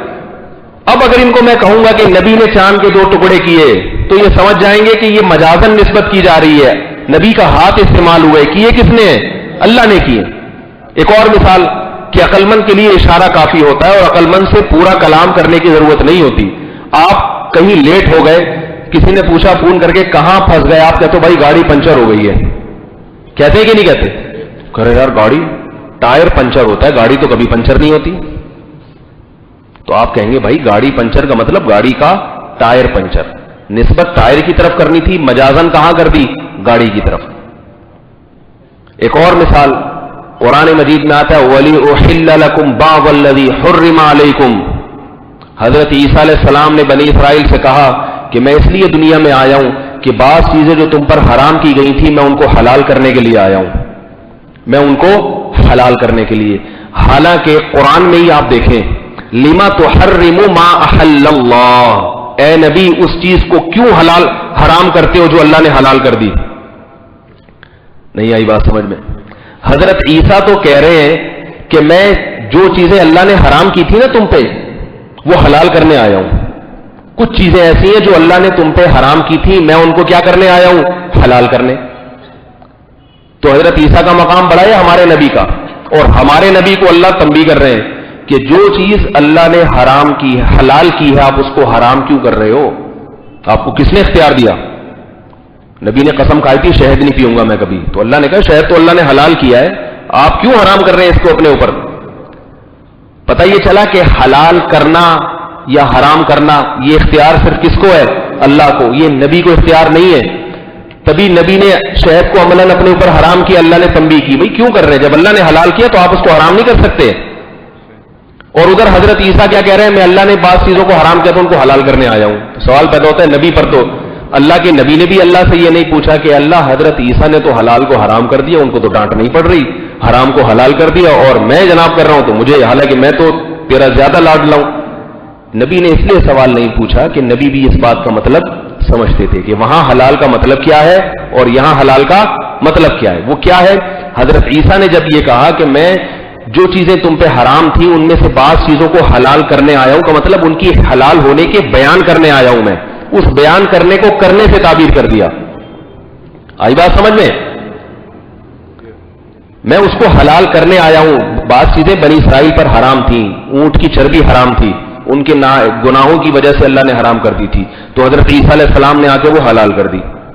تو حلال کی نہیں ہے، اللہ نے جو حلال کیا اس کو حضرت عیسیٰ نے بیان کیا۔ اس کی مثال ایسے ہے جیسے ہم بھی کہتے ہیں بھائی نبی صلی اللہ علیہ وسلم نے داڑھی رکھنے کو فرض قرار دیا ہے، حالانکہ فرض قرار دینا کس کا کام ہے؟ اللہ کو، اللہ کا کام ہے، لیکن چونکہ اس فرض کو بیان کس نے کیا؟ نبی نے، تو اس لیے ہم کیا کہتے ہیں؟ نبی نے فرض کر دیا۔ یہ نسبت مجازی ہوتی ہے، مجازی۔ اور آسان بھائی ڈاکٹر سے، اس ڈاکٹر کے ہاتھ میں بڑی شفا ہے، یہ ڈاکٹر سے مجھے شفا ملی ہے، تو شفا کس سے ملتی ہے؟ اللہ سے۔ ڈاکٹر کی طرف مجازن نسبت ہوتی ہے، تو یہ مجازی نسبتیں ہیں، حقیقت میں اللہ کے سوا کسی کے پاس کوئی اختیار نہیں ہے۔ یہی وجہ ہے کہ نبی صلی اللہ علیہ وسلم جب بھی وہ آپ سے معجزے کا مطالبہ کرتے تھے، نبی ہر دفعہ معجزہ نہیں پیش کرتے تھے۔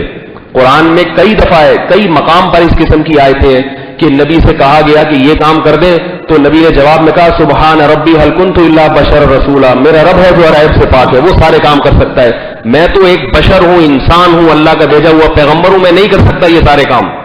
سارے کیا؟ ایک بھی کام نہیں کر سکتا۔ میں نے خدائی کا دعویٰ کیا ہوتا تو میں یہ کرتب دکھاتا نا، میں نے خدائی کا دعویٰ کیا ہوتا۔ جب میرا دعویٰ ہی خدائی کا نہیں ہے، میں تو ایک عبد ہوں، اللہ کا غلام ہوں، میں تمہاری طرح کا انسان ہوں، انما انا بشر مثلکم، بار بار قرآن میں یہ کہلوایا کہ تمہارے جیسا انسان ہوں، جیسے تم نہیں کر سکتے میں بھی نہیں کر سکتا۔ لیکن جس کی طبیعت میں شرک ہوتا ہے نا، وہ معجزوں کو تو دیکھتا ہے مگر یہ نہیں دیکھتا کہ کون کون سے کام ہے جو وہ نہیں کر سکے۔ اب دیکھو عیسائیوں نے حضرت عیسیٰ کے بے شمار معجزے دیکھے کہ مردوں کو زندہ کر رہے ہیں اور جناب کوڑ کے مریض کو شفا مل رہی ہے، عیسائیوں نے ان کو معبود بنا لیا۔ اللہ نے یہ بتانے کے لیے کہ وہ تمہاری طرح کے عاجز تھے، یہ بتانے کے لیے قرآن میں کہا کانا یاکلان الطعام، حضرت عیسیٰ اور مریم بیٹھ کے کھانا کھایا کرتے تھے پیٹ بھرنے کے لیے۔ اگر وہ مردوں کو زندہ کرنے کا ان کو اختیار ہوتا تو روٹی کھائے بغیر پیٹ کیوں نہیں بھر لیتے؟ پھر وہ نہیں، یہ بات سمجھ میں؟ وہ کیوں بیمار ہوتے ہیں تو دوا کھا رہے ہیں، تو تو اسی طرح ہم آج کے مشرک سے کہتے ہیں کہ اگر محمد صلی اللہ علیہ وسلم کو اختیار ہوتا اولاد دینے کا تو سب سے پہلے آپ اپنے آپ کو نرینہ اولاد دیتے، اپنے آپ کو دیتے، لیکن آپ کی تو نرینہ اولاد ہوئی اور بچپن میں ہی انتقال کر گئی۔ بہت سارے معاملات ہیں، بہت سارے معاملات۔ یہاں ایک اور بات بتا رہا ہوں عاملوں کے بارے میں، کیونکہ اس سے ملتی جلتی ہے۔ لوگ کہتے ہیں فلاں عامل کے پاس گیا، اب میرا کام ہو گیا، اس کا مطلب اس کو اللہ نے اختیار دیا۔ سوال پیدا ہوتا ہے اگر کام کا اختیار ہوتا ہے اس کے اپنے سارے کام کیوں نہیں ہو جاتے؟ پھر اس کے سارے کام کیوں اٹکے ہوئے ہیں؟ مشرک ذہن والا، بدعتی ذہن والا، اس کی توجہ انسان کی قوتوں کی طرف جاتی ہے، اس کی جو باتیں جو اس سے نہیں ہو رہی ان کو وہ ایسے نظر انداز کرتا ہے۔ یہ روحانی والے جو تمہیں وظیفے بتا رہے ہیں، یا لطیفو 3666 دفعہ پڑھو تمہاری بچی کی شادی ہو جائے گی، سوال پیدا ہوتا ہے اس کی اپنی بچیوں کی کیوں نہیں ہو رہی ہے؟ بھائی اس کی جو مسائل آپ کے ساتھ ہیں وہی ان روحانی والوں کے ساتھ اتنے ہی بلکہ اس سے اور زیادہ مسائل ہوتے ہیں۔ مسائل تھے تبھی تو انہوں نے یہ روحانیت کے نام پہ دھندے شروع کیے، ان کو پتا تھا اس کے بغیر ہمارا کاروبار نہیں چلے گا۔ انسان کمزور ہے، عاجز ہے میرے بھائی، یہ عقیدہ بناؤ، کسی کے پاس تمہارے مسائل کا حل نہیں ہے سوائے اللہ کے۔ انسان کو انسان سمجھو۔ میں اتنا بیان کرتا ہوں پھر بھی لوگ مجھ سے اپنے مسائل پوچھتے ہیں، یہ نہیں دیکھتے کہ بھائی یہ مولوی بیچارہ کیا کرے گا۔ یا تو ہونا مشورے کے لیے فون کیا ہو، تو مشورے کے لیے تو ایسے آدمی کو فون کیا جاتا ہے جو اس فیلڈ میں مہارت رکھتا ہو۔ مشورہ، اور چلو مشورے کے لیے فون کر لیا، ٹھیک ہے میں بھی مشورہ دے دیتا ہوں، لیکن بعض لوگ مسائل مجھ سے حل کروانے کے لیے مسئلہ مجھے کہتے ہیں۔ فون آ رہا ہے لاہور سے کسی کا، میری بیوی بھاگ گئی حضرت۔ میں نے کہا میں کیا کروں بھائی، پولیس کو بتاؤ تمہاری بیوی بھاگ گئی ہے۔ یہ لوگوں کے دماغوں میں خناس بھرا ہوا ہے کہ جو بزرگ ہے اس کو کچھ نہ کچھ ہے اس کے پاس، یہی خناس نکالنا ہے، اسی کو توحید کہتے ہیں۔ یہ جتنے بزرگ ہیں، جتنے اولیاء اللہ ہیں ہماری طرح ہیں، ہمارے جیسے عاجز ہیں، کمزور ہیں۔ یا ایھا الناس انتم الفقراء الی اللہ، اے تمام کے تمام انسانوں سارے اللہ کے فقیر ہو، اللہ کے محتاج ہو۔ ایک واقعہ بھی نہیں ملتا کہ کسی صحابی نے نبی سے آ کے کبھی کچھ مانگا ہو، دعا مانگی ہو یا رسول اللہ میری حاجت پوری کر دیں، کبھی بھی نہیں ملتا۔ ہاں نبی سے آ کے یہ کہتے تھے کہ آپ اللہ سے دعا کریں کہ اللہ میری یہ حاجت پوری کر دے۔ تو بزرگوں سے دعا کی درخواست کیا کرو، ان سے مسائل حل کرنے کا نام۔ اور یاد رکھو شرک تو نہیں ہے، لیکن شرک سے ملتا جلتا ایک اور ڈرامے بازی ہو رہی ہے آج کل، وہ ہے استخارے۔ استخارہ نکالنے والے کو معبود تو نہیں سمجھتے، مگر وہی ہے کہ معبود کہہ دیں تو زیادہ اچھا ہے تاکہ فتویٰ تو لگے نا۔ کام سارے اس کے ساتھ ایسے ہو رہے جیسے معبود کے ساتھ۔ شادی کرنی ہے فلانے بزرگ استخارہ نکال کے بتا دیتے ہیں، انہوں نے بتا دیا بھائی کر لو، کر لی، نہیں کہا تو نہیں کرو۔ کیوں بھائی ان کے کہنے سے کیوں؟ وہ تمہارے باپ ہے کیا؟ نکاح کا ولی اللہ نے تمہارے باپ کو بنایا ہے۔ یہ استخارے کے نام پہ جو ڈرامے بازیاں دیوبندیوں میں ہو رہی ہے، بریلوی بہت دور کی بات ہے۔ استخارے سے کسی کو کچھ بھی پتا نہیں چلتا، یاد رکھو کہ کرنی ہے کہ نہیں کرنی، ایک حرف بھی پتا نہیں چلتا ہے استخارہ کرنے سے کہ یہاں شادی مناسب رہے گی یا نہیں رہے گی، کچھ بھی پتا نہیں چلتا، کچھ نکلتا ہی نہیں ہے تو پتا کہاں سے چلے گا؟ یہ ان کی اپنے تخیلات ہوتے ہیں جو استخارہ کر کے اس کو کالا آ گیا، اپنا دماغی توازن خراب ہو، کیونکہ اس نے وہ استخارہ کیا ہی نہیں جو سنت کے وہ کرتا تو کچھ بھی نہیں نکلتا۔ کہتے ہیں یہ اللہ سے مشورہ لیا، کیوں اللہ تمہیں کیوں مشورہ دے گا؟ تم کیا لگتے ہو اللہ کے؟ اللہ نے کہا ہے حدیث میں، کہاں آتا ہے یہ والی دعا پڑھو تو میں تمہیں مشورہ دے دوں گا؟ کہاں؟ کہیں بھی نہیں ہے۔ نبی صلی اللہ علیہ وسلم سے زیادہ کون اچھا استخارہ کر سکتا ہوگا؟ نبی تو صحابہ سے مشورہ لے رہے ہیں۔ غزوہ احد میں نبی نے صحابہ سے مشورہ لیا کہ مدینہ سے باہر نکل کے لڑی جائے یا مدینہ کے اندر رہ کے۔ آپ کے لیے کیا مشکل تھا؟ استخارہ نکالتے، کہتے ہیں آج یہ استخارے میں آئے باہر جاؤ، باہر نکل کے لڑو۔ صحابہ سے مشورہ لیا، اختلاف رائے، وہ ابو بکر کہہ رہے ہیں مدینہ کے اندر رہ کے لڑو، حضرت عمر کہہ رہے ہیں مدینہ سے باہر جا کے لڑیں گے، نوجوان صحابہ کہہ رہے ہیں باہر لڑیں گے، بزرگ صحابہ کہہ رہے ہیں اندر۔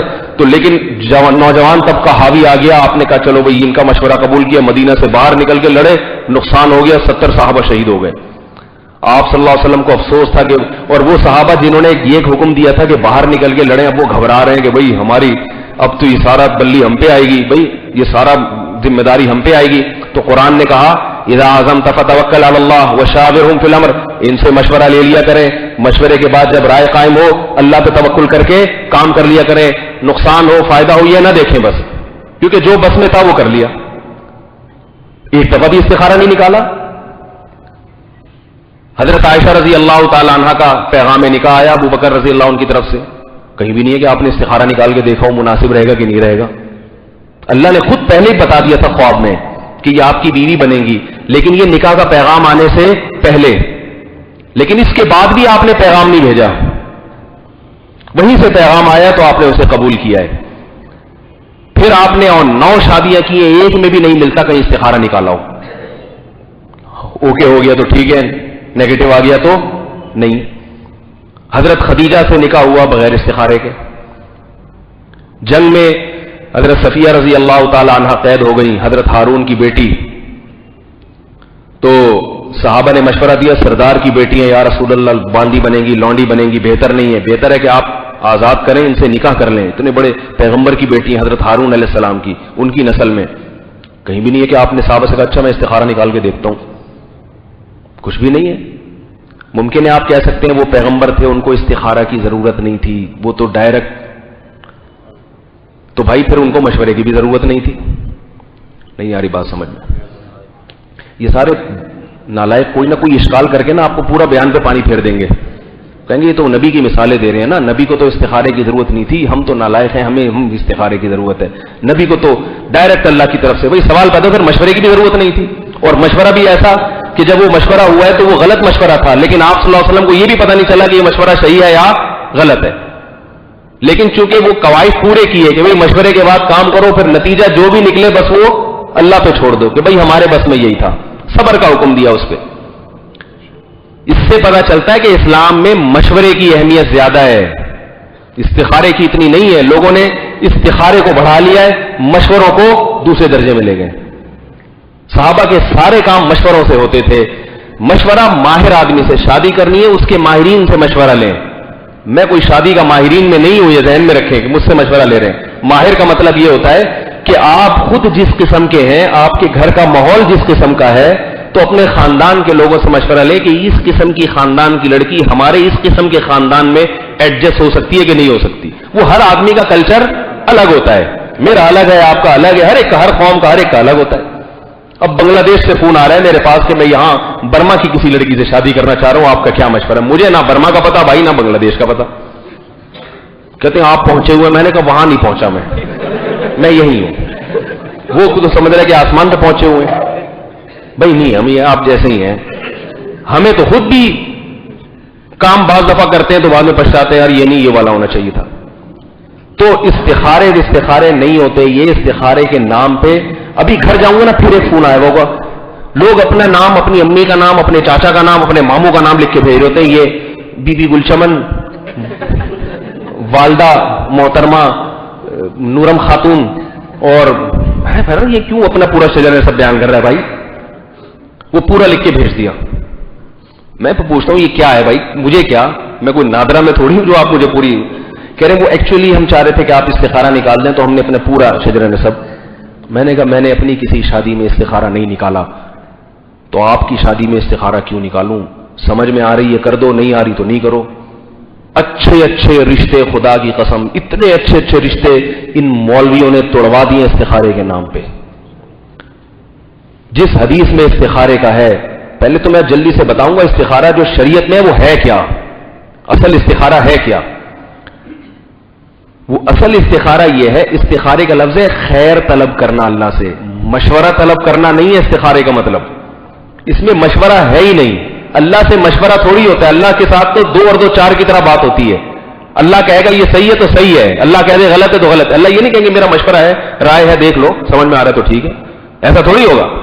مشورہ کا نسبت اللہ کی طرف جائز ہی نہیں ہے کہ اللہ کسی کو مشورہ دیتا ہے. اور استخارے کی بنیاد یہاں سے غلط ہو رہی ہے کہ اس کو کیا سمجھا جاتا ہے اللہ سے مشورہ. یہیں سے اس کی جڑیں کھوکھلی ہو رہی ہیں.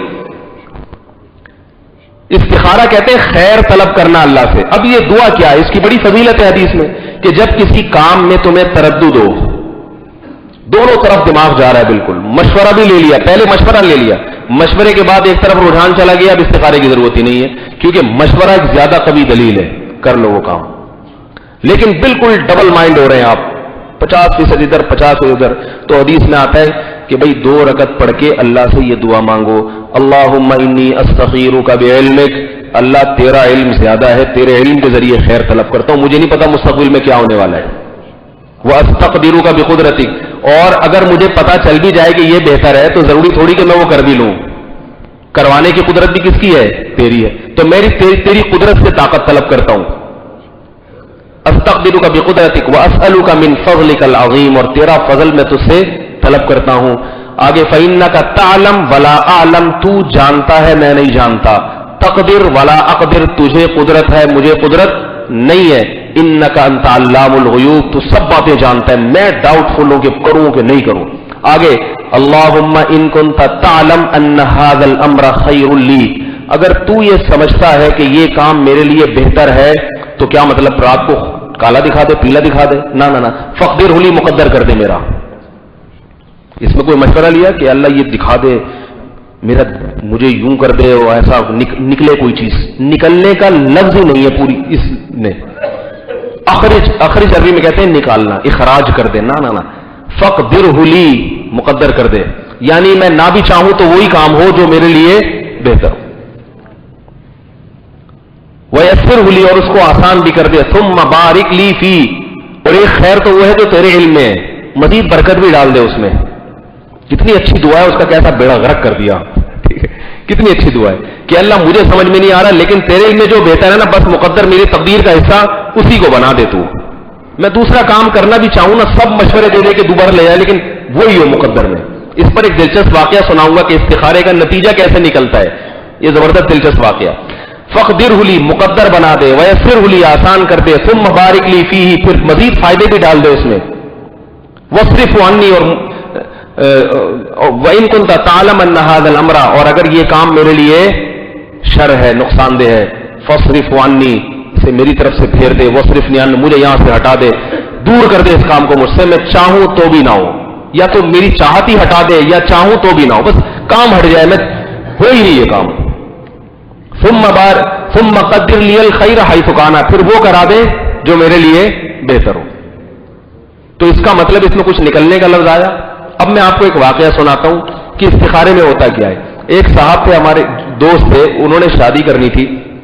ان کی سمجھ میں نہیں آ رہا تھا کہ یہاں میں ہاں کروں کہ نہ کروں. غیر قوم میں شادی ہو رہی تھی، غیروں میں آدمی 100 دفعہ سوچتا ہے. میں نے کہا اتنی بڑی تمہاری عمر ہو گئی ہے، چھوڑو یار کر لو. میں نے مشورہ دیا کر لو بھائی. کہ کوئی مشورہ دے رہا ہے نہیں کرو، عجیب تردد میں تو کرنے کے پہلو کو ہمیشہ ترجیح دیتا ہوں کہ بھائی دنیا مسافر خانہ ہے، گزارا چلاؤ یار، تھوڑی بہت خامیاں ہر ایک میں ہوتی ہیں تو بھائی کر لو. کسی نے مشورہ دیا نہیں کرو، یہ وغیرہ وغیرہ ہوتے ہوتے بڑے پریشان. میں نے کہا استخارہ بھی کر لو. بہت ہی سمجھ میں ہی نہیں آ رہا تو استخارہ بھی کر لو. استخارہ کیا، پھر مشورہ یہی ہوا کہ بھائی کر لینی چاہیے. اس کے والدین نے بھی کہا بھائی سمجھ میں آ رہا کر لو. حدیث میں آتا ہے جب کوئی مناسب رشتہ آئے تو انکار مت کرو. تو مناسب جب رشتہ آئے گا پھر تو استخارے کا موقع ہی نہیں ہے، پھر تو حدیث کہہ رہی ہے کر لو. یہ رشتہ 100% مناسب نہیں تھا، 50% مناسب، 50% نامناسب. سمجھ میں آ رہی ہے؟ اگر مناسب ہوتا نا پھر انکار نہیں، پھر استخارہ نہیں ہے، پھر تو کرو.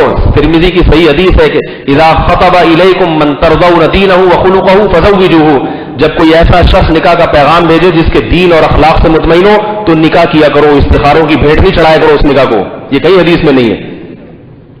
تو اب کیا ہے کہ انہوں نے کہا کہ بھائی وہ ایسا ہے کہ سمجھ. میں نے کہا استخارہ بھی کر لو.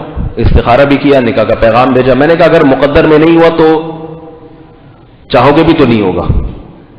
پہلے استخارہ یاد رکھو. استخارہ کر لیا، مشورہ سے ذہن یہ بن رہا ہے کہ کر لو، اور استخارہ کہہ رہا ہے کہ نہیں کرو، تو پھر استخارے کو نہیں ترجیح دو، پھر کرنے کو ترجیح دو. پھر یہ توکل نہیں کرو کہ میں نے استخارہ تو کر لیا اب جو چاہوں گا صحیح ہوگا. نہ نہ نہ، پہلے اپنے قواعد پورے کرو پھر نتیجہ اللہ پہ چھوڑو. تو اپنے قواعد پورے کیے. انہوں نے کہا یار سمجھ میں یہی آ رہا ہے کہ کر لو. میں نے کہا کر لو. میں نے کہا استخارہ تو کر بھی لیا احتیاطاً، اور دماغ بھی ادھر ہی جا رہا ہے، لوگ بھی مشورہ دے رہے ہیں اور کوئی ایسی غیر ہے. ٹھیک ہے. ہوا یہ تھا کہ اب وہ ولیمے کے کارڈ انہوں نے مجھے بھی دیا کہ کل تشریف لائیے گا ولیمے میں.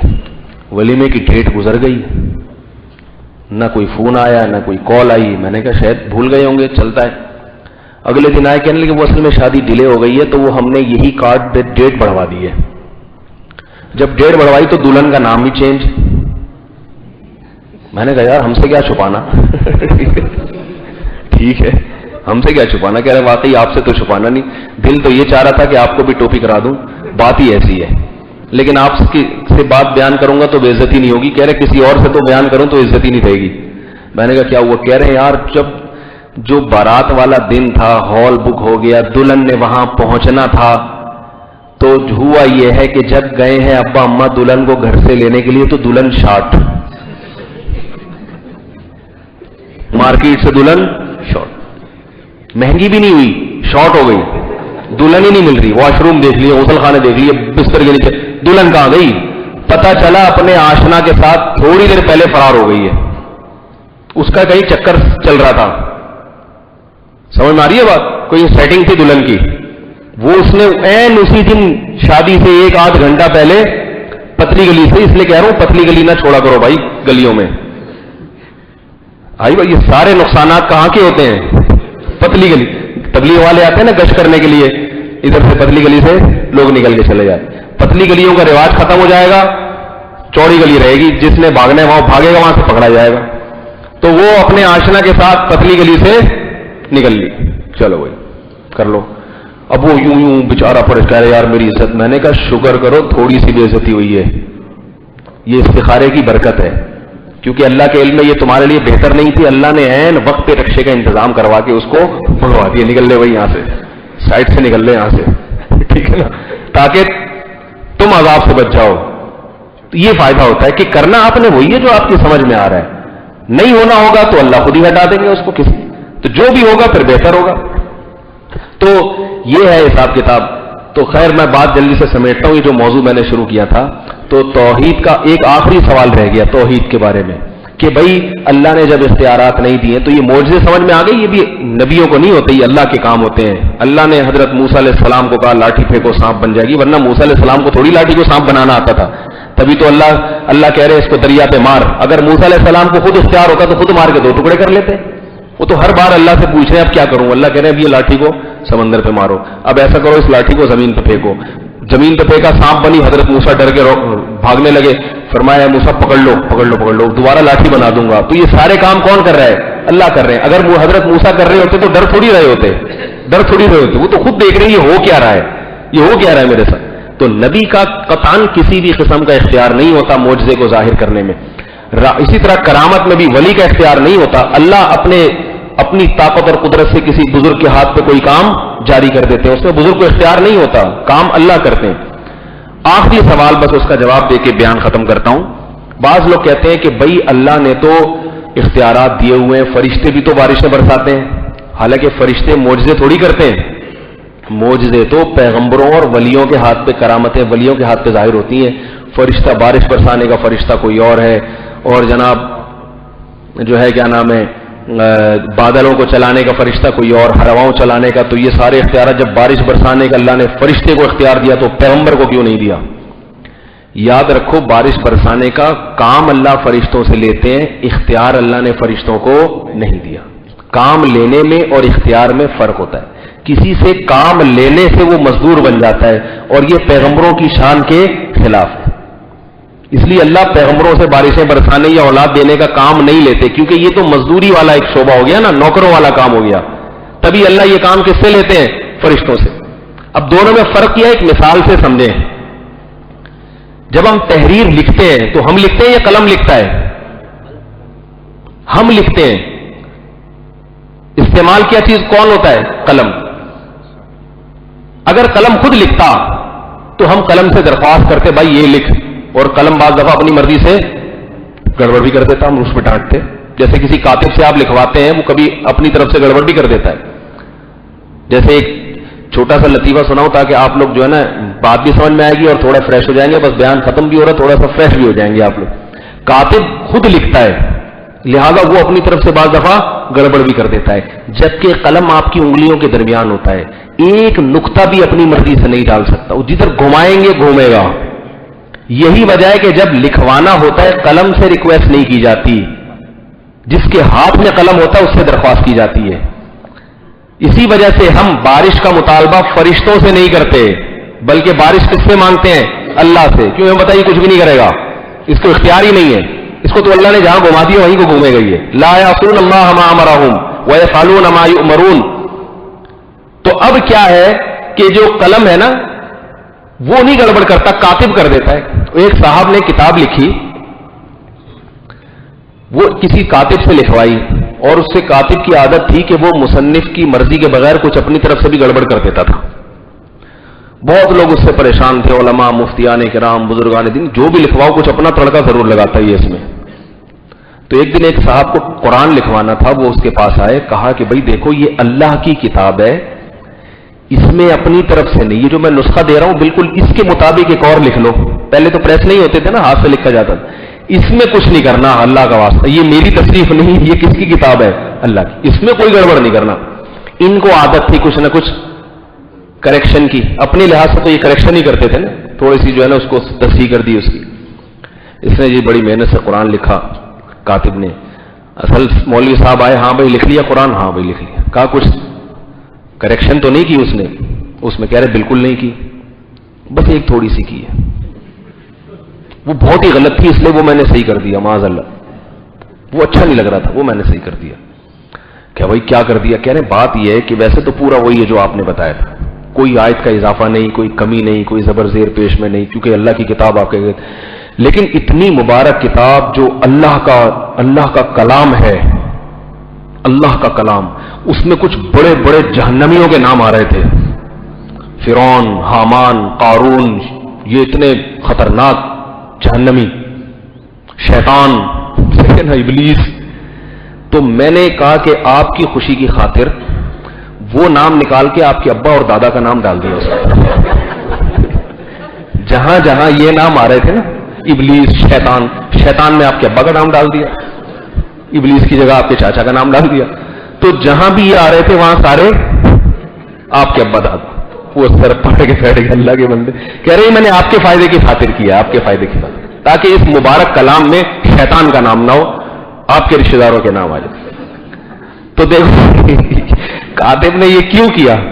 اس لیے کیا کہ جو کتابت کرتا ہے نا اس کو کچھ اپنے اختیارات ہوتے ہیں، تبھی اس پہ پابندیاں لگائی جاتی۔ قلم سے کبھی کوئی خطاب نہیں کرتا کہ بھائی تو قلم تو کہے گا تو جو لکھوائے گا وہ میں لکھوں گا، تبھی قلم سے مطالبہ نہیں کیا جاتا، کمپیوٹر سے مطالبہ نہیں کیا جاتا، کمپیوٹر کو آپریٹ کرنے والے سے مطالبہ۔ کمپیوٹر کہے گا کہ بھائی مجھ پہ تو ایف کا بٹن دباؤ گے تو میں ایف لے آؤں گا، جو دباؤ گے وہی آئے گا سامنے، میں اپنی مرضی سے کچھ نہیں کرتا۔ تو اس لیے فرشتے اپنی مرضی سے نہیں کرتے، فرشتے تو اللہ نے ان کو گرفت، اللہ جو ہے نا اللہ کے ہاتھ میں ہے فرشتے۔ تو اس لیے نتیجہ کیا نکلا کہ سارے اختیارات اسباب سے ہٹ کے صرف اور صرف کس کے پاس ہے؟ اللہ کے پاس۔ کوئی کچھ نہیں کر سکتا۔ انتم الفقراء الی اللہ، سب اللہ کے در کے فقیر ہیں، محتاج ہیں، چاہے بزرگ ہو، چاہے ولی ہو، چاہے فرشتہ ہو، چاہے دادا دربار ہو، چاہے بابا ہو، چاہے پہنچا ہوا ہو، کچھ بھی ہو، سارے ایک جیسے عاجز ہونے میں۔ اس لیے جب بھی اپنے مسائل پیش کرو کس کے سامنے؟ اللہ کے سامنے، کوئی ہے ہی نہیں کچھ۔ اور جو بزرگ ہوتے ہیں وہ اس لیے نہیں ہوتے، وہ اس لیے کہ وہ اس عقیدے میں اور آپ سے بھی زیادہ پختہ ہوتے ہیں، اسی پر بزرگ بنتے ہیں۔ اور آج کل جو بدعتی بزرگوں میں کیا ہے کہ وہ اس عقیدے میں نہ خود پختہ ہے نہ آپ کو پختہ کرا رہے ہیں، تو ان کو لوگ بزرگ سمجھ رہے ہیں۔ تو یہ عجیب حساب کتاب ہے۔ تو یہ آیت پھر رہ گئی، حضرت عیسیٰ علیہ السلام اللہ سے کہیں گے کہ اللہ میں نے نہیں کہا تھا۔ تو وہ عیسائیوں والی بات مجھے یاد دلائیں، اگلے بیان یہاں سے شروع کرنا ہے کہ عیسائی جو شرک کرتے ہیں، عیسائی حالانکہ بت پرست نہیں ہے مگر پھر بھی مشرک ہیں، تو وہ کون سا والا شرک تھا؟ وہ یہی والا شرک تھا، یہی والا۔ تو یہ والا شرک آج عیسائی بھی کر رہے ہیں، یہودی بھی کر رہے ہیں۔ یہ ضروری نہیں کہ آپ بتوں کے سامنے جھکے تو کافر ہوں گے۔ آپ محمد صلی اللہ علیہ وسلم کو کہیں یا رسول اللہ مدد، تو بھی وہی حکم ہے۔ آپ غوث اعظم کو کہیں یا غوث اعظم مدد، تو بھی وہی حکم ہے۔ البتہ خود سے فتویٰ نہ لگائیں کسی پر، کسی کو دیکھ لے یا رسول اللہ مدد، فوراً آپ نے پورا بیان کیا یہ کافر ہے، کیونکہ بعض لوگ تعویل کرتے ہیں اپنی بات کی۔ وہ کہتے ہیں یا رسول اللہ مدد جو کہہ رہے ہیں تو مطلب یہ نہیں کہ ہماری بات ہر، بلکہ اللہ ہمارا یہ پیغام وہاں تک پہنچائے گا، نبی تک، پھر نبی اللہ سے درخواست کریں گے، پھر اللہ یوں کام کر دے گا۔ گھما رہے ہیں باتوں کو۔ تو اس لیے کافر ہونے کے معاملے میں چونکہ احتیاط کے پہلو کو ترجیح دی جاتی ہے، بھائی ہو سکتا ہے اس کا کچھ اور مطلب ہو، تو مطلب کی وجہ سے جو ہے نا صریح لفظوں میں کافر نہیں کہا جائے گا جب تک کوئی واضح لفظوں میں اسلام کا منکر نہ ہو۔ تو لیکن عقیدہ بہرحال یہ کیا ہے؟ کفری آئی ہے۔ سمجھ رہے بات کو؟ اللہ تعالیٰ سمجھنے کی، عمل کی توفیق عطا فرمائے۔ سوالات اکٹھے ہو گئے، سر ڈھانپنے کا نماز میں حکم، سر پہ ٹوپی پہننا سنت ہے مسلم، ہمارے امام صاحب نماز کے وقت سب کو تلقین کرتے ہیں، کچھ کہتے ہیں ضروری نہیں ہے، مگر سنت تو ہے نا. تو کیا جا کیا رہا ہے؟ بعض سنتیں ایسی ہیں جن میں آپ کا کوئی خرچہ نہیں ہو رہا، تو ایک ٹوپی رکھ لو سر پہ، کیا جا رہا ہے بھائی؟ بعض لوگ بھی جان بوجھ کر ڈھیٹ بنے رہتے ہیں، ٹوپی نہیں پہنیں گے، تو کیا جا رہا ہے بھائی؟ تھوڑی سی اتنا سارا دن لوگوں کو ٹوپیاں کراتے ہو تو ایک ٹوپی خود بھی پہن لو، کیا خیال ہے بھائی؟ انگوٹھی پہننا جس میں پتھر لگا ہوتا ہے، لوگ کہتے ہیں اس کے اثرات ہوتے ہیں، کچھ بھی نہیں ہوتا، پتھر سے کچھ نہیں ہوتا میرے بھائی. پتھر کا تو مطلب یہ ہوتا ہے جو نہ ہلے گا نہ کچھ بھی نہیں، وہ جگہ پر کھڑا رہے گا. اللہ نے پتھر دل سے تشبیہ دی ہے ان لوگوں کو جو کچھ بھی نہیں کرتے، پتھروں سے تشبیہ دی ہے. تو وہ نیلے لگا لو پیلے لگا لو کچھ بھی نہیں ہوگا اس سے. اچھا بھائی، کہتے ہیں کہ اس کے اثرات ہوتے ہیں اچھے، اور بڑے بڑے صاحب اور اللہ والے بھی پہنتے، تو کوئی بھی صاحب ہی نہیں پہنتا تھا. حضرت آپ کے بیانات میں فائدہ اصلاح کی دنیا، آپ اللہ تعالیٰ آمین اللہ تعالیٰ قبول فرمائے. ٹائم کم ہے تو ذرا ساشے چل رہے ہیں. کمرشل بینک میں جاب کرنا حرام ہے، الیکٹریشین کی جاب جائز نہیں ہے. اس میں اختلاف ہے. الیکٹریشین کی جاب یعنی کوئی آدمی کسی کمرشل بینک میں براہ راست سود میں ملوث نہ ہو، یعنی سود کے لکھت پڑھت میں. جیسے چوکیدار ہے، چوکیدار کا کام تو ساری رقموں کی حفاظت ہے، الیکٹریشین کا کام تو بجلی لگانا ہے وہاں پہ. تو یہ کام بینک میں جائز ہے، یعنی اس میں ہمارے ہی علماء کی دو رائے ہیں. دارالعلوم کورنگی کے علماء اس کو جائز کہتے ہیں، کیونکہ وہ کہتے ہیں کام جائز ہے. صحیح ہے نا؟ کیونکہ بجلی تو کہیں بھی لگائی جا سکتی ہے نا، اب اس میں سودی کاروبار تو ان کا ذاتی عمل ہے. اور ہم یہ کہتے ہیں کہ کام جائز ہے، مگر بینک جو آپ کو تنخواہ دے گا وہ اپنی انکم سے دے گا، اور بینک کی انکم کیا ہوتی ہے؟ سود. تو سود سے دے رہا ہے. وہ اس کا جواب دیتے ہیں کہ سود سے دیتا نہیں ہے، کیونکہ وہ تو سب کی رقمیں اکٹھی رکھی ہوئی ہوتی ہیں، انہیں میں سے نکال کے دے دیتا ہے، خاص سود کی رقمیں الگ نہیں کرتا ہے. ہم اس کو کہتے ہیں کرتا نہیں ہے، لیکن نسبت کس کی طرف کرتا ہے؟ تو اب یہ ٹیکنیکل اختلاف ہو گیا. دونوں علماء ہیں، دونوں طرف بڑے علماء. تو اس لیے کوئی بہت شدید مجبوری ہو کسی کو تو ان حضرات کی رائے پر ان کی رائے کے مطابق عمل کر سکتا ہے، میری رائے کے مطابق نہیں ہے. ٹھیک ہے؟ ہمارے ہاں جامعۃ الرشید کے علماء کے ہاں یہ جائز نہیں ہے. اب تک کی رپورٹ یہی ہے. چلو بھائی، خواب کی تعبیر کی کیا حقیقت ہے؟ خوابوں کی ہے، کبھی کبھار اچھے بھی آ جاتے ہیں، لیکن آج کل جو آ رہے ہیں نا وہ اتنے اچھے نہیں ہیں لوگوں کو. آج کل پتہ نہیں کیا کیا آ رہا ہے. بازو میں جو نام لوگ کہتے ہیں وہ میری امی مر گئی ہیں، مجھے خواب میں آ رہی ہے. میں کہتا ہوں بھائی امی ہے تو خواب میں تو آئیں گی، وہ نہیں آ رہی تو پھر حیران، کیونکہ جس کے ساتھ زندگی اتنی گزاری وہ مرنے کے بعد بھی آتا ہے کہ نہیں آتا؟ تو مردہ خواب میں آنا یہ ہے، اس کی تعبیر پوچھنے کی ضرورت نہیں آ رہا تو پھر حیران ہو، 20 سال ہو گئے کبھی کو خواب میں ہی نہیں آئے. تو میرے تو یہ جواب ہوتے ہیں. کل کسی خاتون کا فون آیا، میرے ابا مجھے 3 دفعہ خواب میں آ چکے ہیں، مردے ہیں، حالانکہ دنیا سے چلے گئے 3 دفعہ. میں نے کہا میرے ابا مجھے الحمدللہ 300 دفعہ آ چکے ہیں، مگر میں نے آج تک کسی کو نہیں بتایا. تو ایسے آپ کو 3 دفعہ آ گئے تو کیا ہو گیا؟ وہ حیران ہوتے ہیں. ہم نے تو اتنی امیدیں لے کے انٹرنیٹ سے نمبر تلاش کیا تھا، کہاں کہاں سے گھوم کے اب ملا ہے، اور ایسے خوش ہوتے ہیں آپ واقعی مفتی طارق مسعود صاحب بات کر رہے ہیں. کہتے ہیں جی یقین نہیں آ رہا، کوئی اور تو نہیں ہے، ایڈمن تو نہیں ہے، آواز وہ نہیں لگ رہی جو بیان میں ہے، وہ ایسے اتنا یقین آ کے پھر کہتے ہیں حضرت ایک خواب کی تعبیر. بھائی خوابوں کی تعبیر میں نہیں بتاتا، پلیز کر کے پھر پوچھا تو یہ جواب ملا، 3 دفعہ ہیں، ہمیں 300 دفعہ ہیں. ٹھیک ہے، عقیدت کرنی ہے کرو، نہیں کرنی چاہو. بازو میں جو نام کندواتے ہیں لکھواتے ہیں جائز نہیں ہے بھائی. توبہ کر لیے تو بس توبہ کر لی، اللہ قبول کرے گا. اب اس کی فیلنگ تو نہیں ہو سکتی، نہ کھال کہاں سے ڈلوائیں گے گوشت لا کے اس میں، بس ختم. ڈاکٹر ذاکر نائک کے بہت مسئلے وہ بذات خود ثابت کرتے ہیں قرآن حدیث سے، علماء سے سنا ہے کہ وہ فتنہ ہے. ڈاکٹر ذاکر نائک کو بالکل ملحد فتنہ کہنا بھی درست نہیں ہے اور بالکل برحق کہنا بھی درست نہیں ہے. ڈاکٹر ذاکر نائک مناظرے کے علم میں بہت بڑی امت کی ایک رحمت ہے، ٹھیک ہے نا، مفتی نہیں ہے. تو مفتی مسائل ان سے نہ پوچھا کرو، مسائل مفتیان کرام سے پوچھا کرو. لیکن یہ نہیں کہ اگر وہ غلط مسئلہ بیان کرتے تو باقی صحیح باتیں بھی ان کی غلط ہیں. تو باقی صحیح باتیں تو صحیح مانو نا میرے بھائی. ہماری قوم جب کسی کی مخالفت کرتی ہے تو وہ اعتدال سے تجاوز. ہزاروں لاکھوں لوگ ہیں جو اسلام قبول کر چکے ہیں ڈاکٹر ذاکر نائک کی دعوت پر. کتنی ہندو لڑکیاں ہیں، کتنے ہندو مرد ہیں، کتنے غیر مسلم ہیں، سینکڑوں پادری ہیں جنہوں نے اسلام قبول کیا. تو اس بیچارے کو اتنا تو عزت دو نا کہ تمہارے ہاتھ پہ اللہ نے اتنے لوگوں کو مسلمان کیا ہے. اب 1-2 غلطیاں اگر ہو رہی ہیں، مسائل غلط ہے، بولے بھائی یہ مسائل نہ پوچھا کرو، مسئلے غلط بتا دیتے ہیں بیچارے. تو اس لیے کہ مفتی نہیں ہے تو مسائل کے لیے مفتیان کرام سے رابطہ کرو بھائی. مفتی صاحب والدہ غلطی ہونے کے باوجود اگر اپنے بیٹے سے بہو کو طلاق دینے کا کہتی ہے تو شریعت میں نہیں. اگر بہو کا قصور نہیں ہے پھر طلاق نہیں دینی چاہیے. غیر مسلم کو اس کے تہوار پر کن الفاظ سے وش کرنا چاہیے؟ غیر مسلم کو وش نہیں کر سکتے اس کے تہوار پر، جو مذہبی تہوار ہوتے ہیں. سمجھ آئیے بات؟ نہ بد کلامی کریں نہ اس کو وش کریں. کوئی کہیں پھنس جائیں تو تھوڑا بہت السلام علیکم اور بھائی خیریت, سنا ہے آج آپ لوگ کا کرسمس ہے, اچھا کہے گا ہاں میں نے بھی سنا ہے, اچھا ہم نے بھی سنا ہے. بس ایسے گول مول بات کر, کیونکہ انسان مولوی لوگ تو بیچارے بیٹھے ہوتے ہیں نا مسجد میں, ان کو ان مسائل کا نہیں پتا ہوتا جو جس سے عوام گزر رہی ہوتی ہے. ہمارے ایک رشتے دار ہیں, وہ کیپٹن ہے مرچنٹ نیوی میں, وہ کہہ رہے ہیں کرسمس کے دن میں شپ میں تھا. اب شپ میں کہاں جاؤں گا میں, کیک کٹ رہا ہے میں وہیں بیٹھا ہوں, میں کہاں جاؤں, بہت برا محسوس ہوتا ہے. تو وہ پھر ہم نے کچھ ان کو تھوڑا سا ایک الگ, پھر ہمارے پاس پیکیج ہے اس قسم کی پریشان لوگوں کے لیے, ایک الگ سے بھی ایک پیکیج ہے. کسی مجبوری کی وجہ سے جمعے کی نماز قضا ہو جائے تو بعد میں ظہر پڑے گا. پھر وہ کاروبار کے لیے اگر بینک سے انسٹالمنٹ پر گاڑی خریدی جائے اور ہر مہینے اس کو باقاعدہ کی جائے تو وہ سود کے زمرے میں. جی ہاں, بینک سے انسٹالمنٹ پر گاڑی سود میں آتی ہے, مگر اس سے کاروبار حرام نہیں ہو جاتا, گاڑی لینے کا گناہ ہوگا. اللہ تعالیٰ سمجھنے کی عمل کی توفیق عطا فرمائے. اور کون سا مسئلہ ہے بھائی, ہو گئی. کچھ لوگ کہتے ہیں کہ سمندر کے درمیان کا پانی گھر میں چھڑکنے سے برکت اور اثرات نہیں. سمندر کے درمیان میں کوئی جائے گا کون پانی لینے کے لیے؟